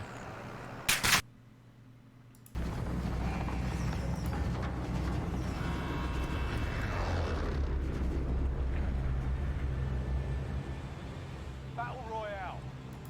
Mark a drop point for your team. You'll lead them in. Ready up. Be advised. Now, meanwhile, we do have Bulbasaur back in the game, looking So and stupid. getting Why framed. don't I just go to a spot where you can So get now it in? he's going to be going back into the Gulag once again. How do I go to my stats? This game is so confusing. Alright, so we have our other players dropping in. Targets are up. Get to work. Looks like 2 more confirmed kills for Bulbasaur.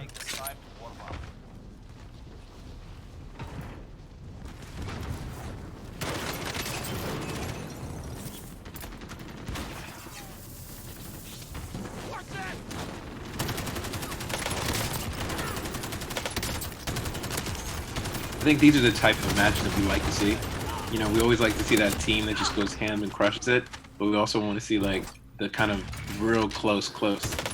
So I mean, like Texas A&M with 11, Texas Tech with 8. You know, these are still really close games. Absolutely.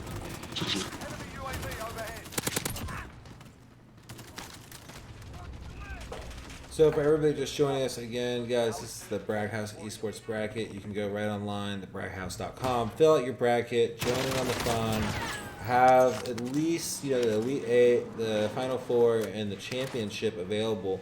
Now, there's still tons of prizes, as Lavelle said earlier in the stream. If you didn't hear earlier, they're giving away all types of cool stuff. Bragg bucks, physical cash, speakers, trips. They sent somebody to the national championship game, doing tons of cool stuff, interacting with players, interacting with the community. It's something that you guys want to be a part of. And guys, honestly, if you're not an esports fan, this is the closest thing to real sports. So jump in. It's the March Madness that you know, you love. It's the college that you've always been a fan of. It's a new sport. And if you haven't checked out esports, it's one of the fastest growing sports verticals. And Lavelle, I know you touched on it a little bit earlier, but could you tell us again, like, what made Bragg House say, esports, this is the future, this is the direction we want to go? Yeah, I mean, well, we kind of looked at going back to what you said, Matt, you were like, that some people don't know esports, and even if you're not an esports person, if you're not a gamer, just if you like sports, if you like the passion of sports, if you like the upsets, if you like the rivalries, then this is exactly what you need. So to answer your question, Matt, it's like we said, how can we do that in the climate we are now? How can we give fans exactly what they want? Give them that rivalry, give them that literally like close action, this Big 12 event we're watching now. So we did that through esports, and that's kind of the reason we did that, because you know what? You can sit there, I can sit here. We don't have to be in the same studio together. We can literally be sitting safe at home, with our laptops and our computers, while we have gamers literally across the country who are all playing here. At one time. So I think that just kind of shows you the benefit and the excitement of esports. Absolutely. So here we have Bulbasaur dropping back in.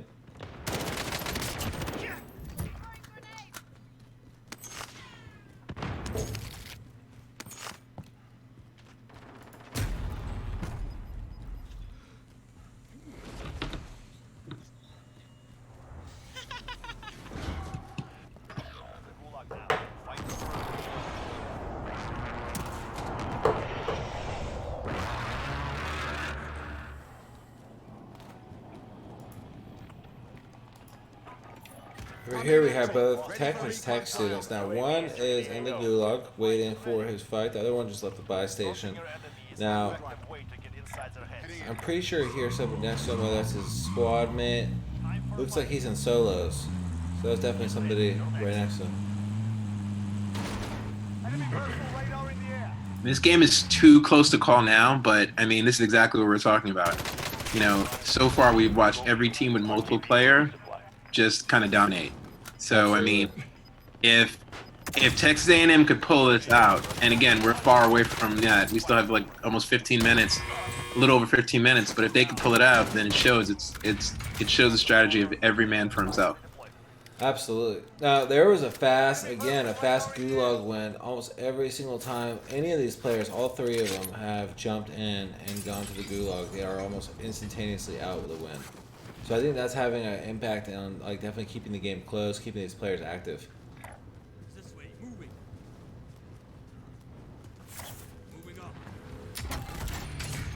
Back over to Bulbasaur, just got a kill. Plenty of loot around him. Well stocked on ammo, well stocked on armor.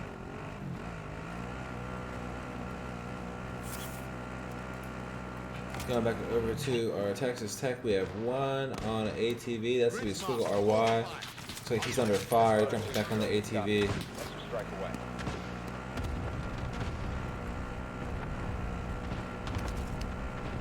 Creativity for names, Squiggle RY. Creativity for names. And that's one of the things we want to do. We want to expand into, honestly, creative names, creative content. We want to get some of these rivalries together where it's like, you can win prizes and other stuff just for being involved, just something that you can control. Say you're not the best gamer, but you want to represent your school in some other way. Those are the kind of things that we have in mind coming up. Yeah, I'm really excited to see what you guys do with the Bragg House platform. I know you guys just had your app beta as well, which was a huge success, a lot of feedback. But more importantly, one of the things that I think the Bragg House is really capturing on, and I just want to applaud you guys on this level, is you guys are listening to your audience. A lot of tech companies, I feel like they get out of touch with, where they originally start and then what they're going after, because you guys have always put yourselves first around community and harnessing and cultivating that community. I think because of that, you guys have been so much more eager to get that feedback. And the fact that you guys, came out of the app, put a beta out, wild success, but instead of, rushing into, hey, we're just going to, start adding wild features, you guys said, what do you guys want? What do you guys want to interact with each other? How do you guys want to grow as a community? And a lot of people wanted, an individual platform where they could go and just talk sports without a lot of the other stuff we're seeing on other social media sites. A lot of social media, was my timeline nowadays, to see their baby pictures, cat pictures, how they're quarantining, or a political post. And you guys have created this awesome social media community hub around the Bragg House, giving people an opportunity to post, share, discuss. But more importantly, you guys are also reaching out to the players saying, hey, how do you guys want to engage? How do you guys still want to try to form something around your fans during this time? And I just think that's really cool. It's really different. It's really refreshing, but it's really cool. I appreciate that, Matt. And you hit the nail right in the head. It's like, I think it was actually one of the reasons why we were able to be the first esports March Madness bracket, because we had taken, a lot of time through our interns, through our market research, to talk to fans, to talk to college students, to ask them what they wanted, to ask them, okay, how do you look at, sports? What are the important things for you? And we took the time. What kind of incentives do you want to see? What kind of prizes do you want to see? And we did a lot of time for that. So we did a lot of that. So then when COVID-19 happened, it wasn't a terrible switch, to be honest. It's like, it was kind of like, hey, we already had these kind of conversations. Let's just do it in a platform that's more digital. And that's what we did. So it wasn't a hard pivot for us, to be honest. And I actually think because we listened to our fans, listened to our community, we were actually in a better position to pivot before other people could do it, actually. Yeah, I think I think you mentioned that. That was one of the things that you originally brought up, was that one of the feedback points that you guys got. A lot of people asked about esports, and I know we were talking before the call yesterday. You said that you guys actually reached out to a lot of those fans that were in the beta and said, yeah, hey, okay, we're jumping into esports. What do you guys want to see? How can we bring sports to esports? And this was kind of what came out of that with your tech team. So really impressive. I've had a lot of fun so far, although my bracket has definitely seen better days. I thought FSU was going to win yesterday. We saw a huge upset with Virginia Tech.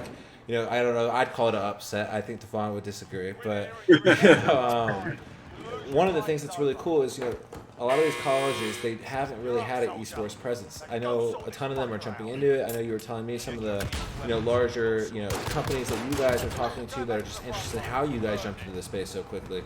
And then, you have like big sports bases behind a lot of these schools. And a lot of them already have esports players. They might not have an esports team, but this is kind of, a unique opportunity where you're allowing them to rep their school, be part of it, without having, an official school team having to be formed. I hope that this has a big influence in possibly getting some esports teams, formed at some universities around the U.S. Yeah, I mean, we think it will. It's like, we want to be that platform that you can go to. So we want to be that platform that combines traditional sports and esports together. Like as Freedom J36 said earlier today, it's undiscovered. It's like there's so much to do with it, and we think we found a very creative way for people who don't know about esports.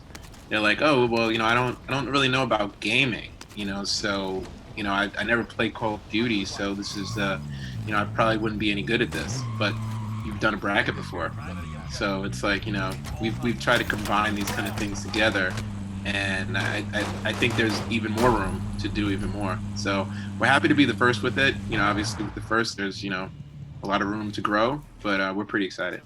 Well, you guys have continually listened to your player base. You guys continue to listen to your player base. Every single time, I talk to you, one of the main things that you're telling me is that, I've heard this feedback, we've looked at this feedback, we're analyzing this or changing this.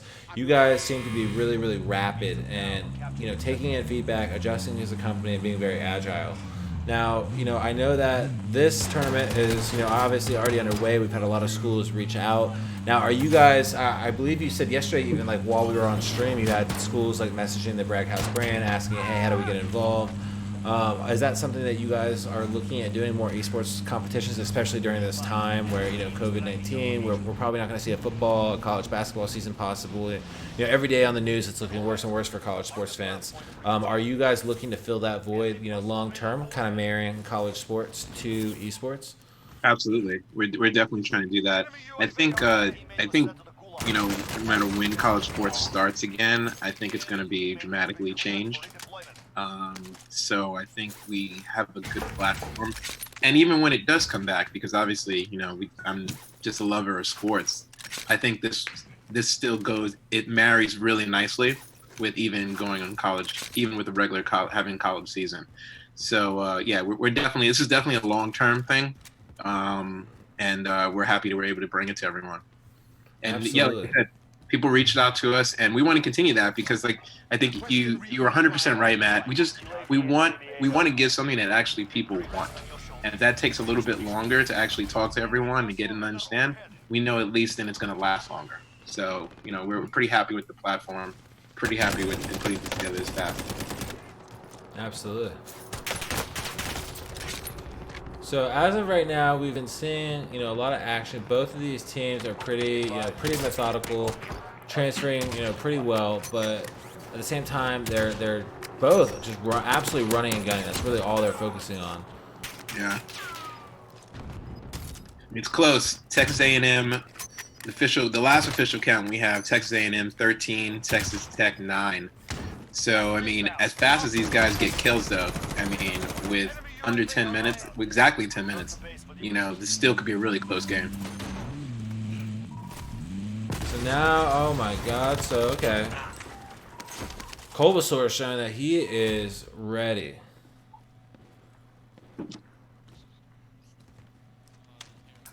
That was impressive. Requesting recon flyover. UAV entering the AO.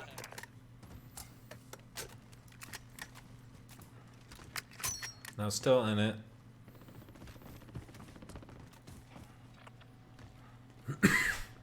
Heading in.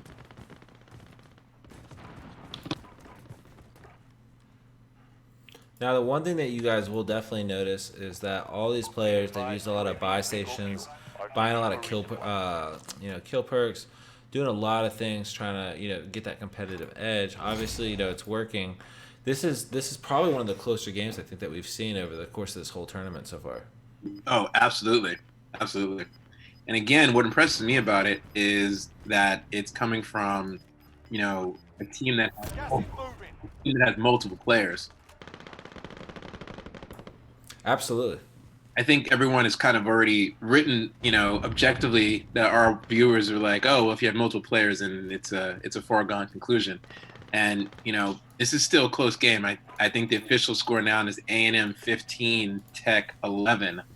But I think as quick as these guys score, as quick as these guys can make kills, we still have 8 minutes left. Absolutely. And, we've seen just in the last couple of seconds, I think we saw Kolbasaur at the beginning of the match get like 3 or 4 kills as soon as he dropped at one point. And then we also saw, I believe it was Squiggle, go through and get like 2 kills out of a Jeep. So, I think it's one of those things like that close to a score, 4-point difference, that can change over the course of just, 2 minutes, even a couple of seconds. Yeah. Let's see what happens. So Kolbasaur is now loading back in. Now he is going to be loading into a warm-up when he first drops. So we're going to see what happens. Be advised, UAV is bingo fuel. RTB for resupply.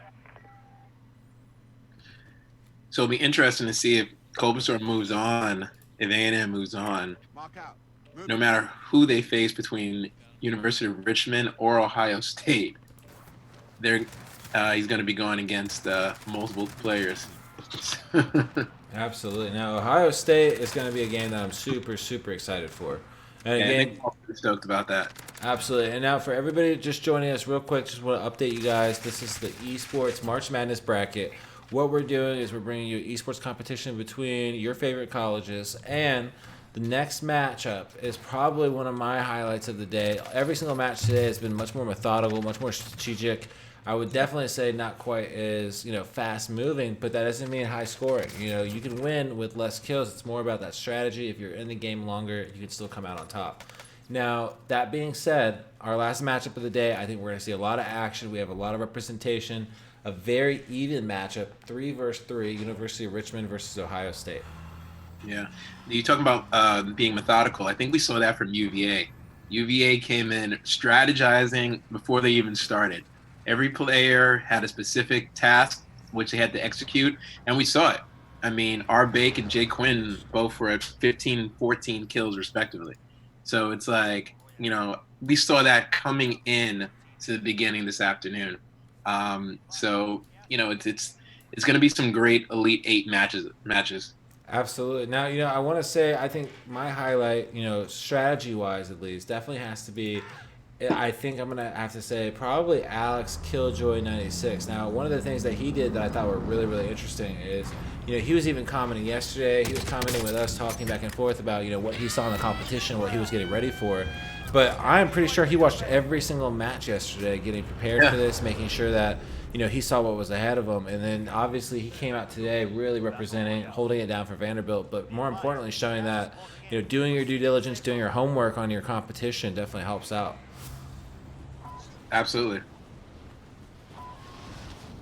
In terms of strategy and preparedness, I would definitely have to rank him. I think probably our top player so far. Although, as you mentioned earlier, we were able to bring in one of our all-stars yesterday, who honestly I think was probably my favorite player of yesterday, Free Dom J. 836, and he absolutely destroyed yesterday for Virginia Tech, holding it down. I know Devon was going wild while that was happening. Yeah. Florida State tried, but talking to him this morning, he said, really, like, this could be anybody's game. It's about where you drop. It's about the drop choices you make. It's about what kind of, like, pick up decisions you make and about who you're with, Yeah.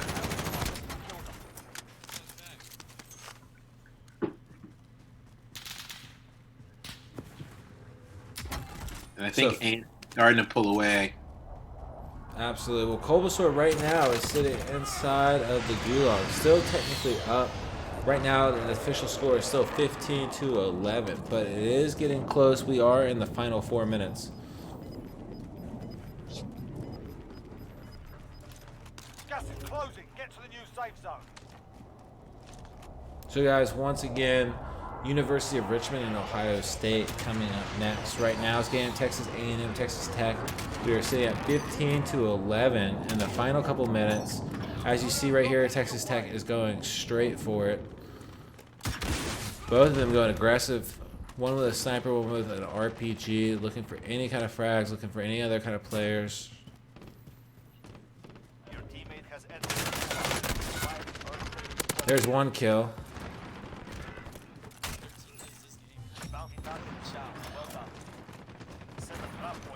This is going to be a close match, Lavelle. I think this is going to be like right down to the last couple minutes. I think so too. Teammate has entered the Gulag. Surviving earns them redeployment.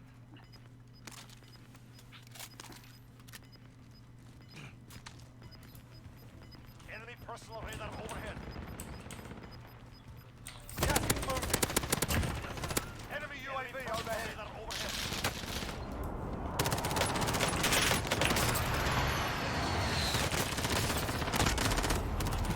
All right, so we got one death. Somebody's going to be going back to the Gulag here in just a second. All right, so we got one death. Somebody's going to be going back to the Gulag here in just a second. All right, so we got one death. Somebody's going to be going back to the Gulag here in just a second. Enemy UAV overhead. Somebody's going to be going back to Enemy UAV overhead. Enemy UAV overhead. Looks like somebody's got us on a loop, it sounds like. It's an effective way to get inside their heads. So is the world's best rock.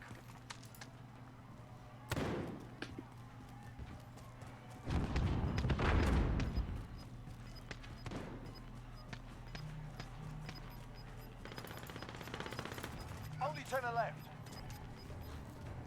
Gas is closing in. Relocation. So we are very quickly seeing the end of this match approach. It's getting down to the heat of it. You're up next. Get ready. Let's see. Lavelle, do you have the latest official score? I don't. I still have 15-11, but I don't think that. I think there's some more scores there. So I will literally wait. I know we have like 1 minute left. I'm checking with the score, with the scores.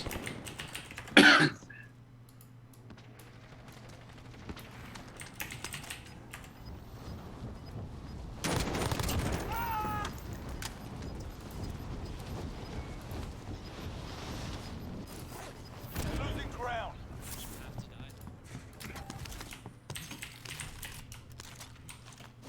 All right, we are in the final minute. Let's see how it goes. So at this point, Bulbasaur's back to the menu, so we won't be seeing more of him. He's down to these last two players.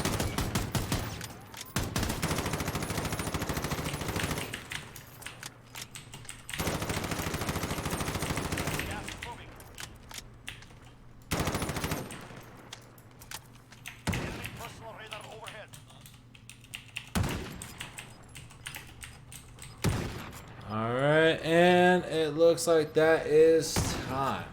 That is it. All right, guys, so that is it for our third game of this giant March Madness bracket. Now, we have a couple more games ahead of us. Now, one more game tonight. It's a big game, but we have the entire Elite Eight. Now, our schedule is going to be quite interesting. So, what we are going to be doing is bringing you guys the University of Richmond tonight, the Ohio State. That's going to be a big game. Tomorrow, we're going to start the Elite Eight battle. So I'm really excited. I know Lavelle's really excited. I don't think anything is in stone yet. We're going to see University of Richmond and Ohio State later on tonight. I heavily suspect we're going to see a lot of action in that game. We have approximately 3 people on each team representing. I think it's going to be a really good game. What do you think, Lavelle? Matt, did you see the final score come in?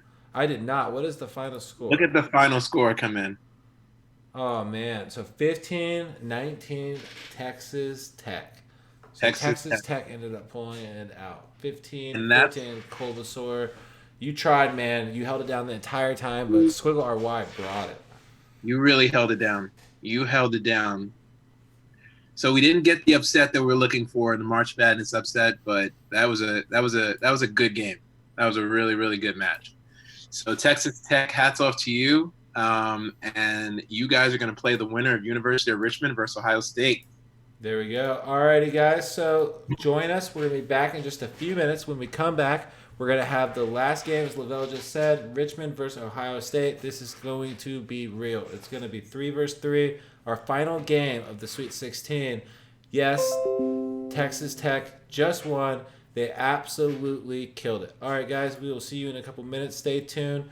Don't leave. Do us a favor if you're just now tuning in. If you haven't filled out your bracket, fill out your bracket. If you already have, share this stream on Facebook, share it on Twitter, share it on Instagram. Let every single person know that they can still jump in, have fun. If they're an esports fan, college sports fan, this is where it's at. We will see you guys in just a few minutes.